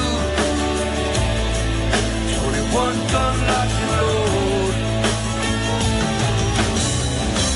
One more soldier coming home.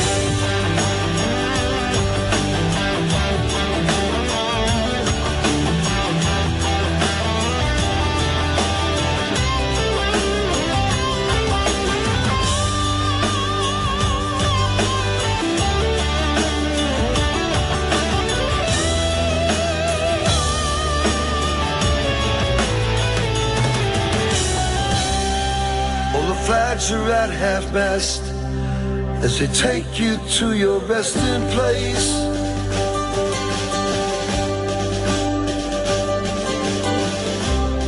There's not a dry eye in the church, but there's still hope in your daughter's face. Hate to say it, but there's one more soldier got in heaven tonight. One more hero by the dawn's early light. We salute you, 21 gun locking Lord. One more soldiers coming home.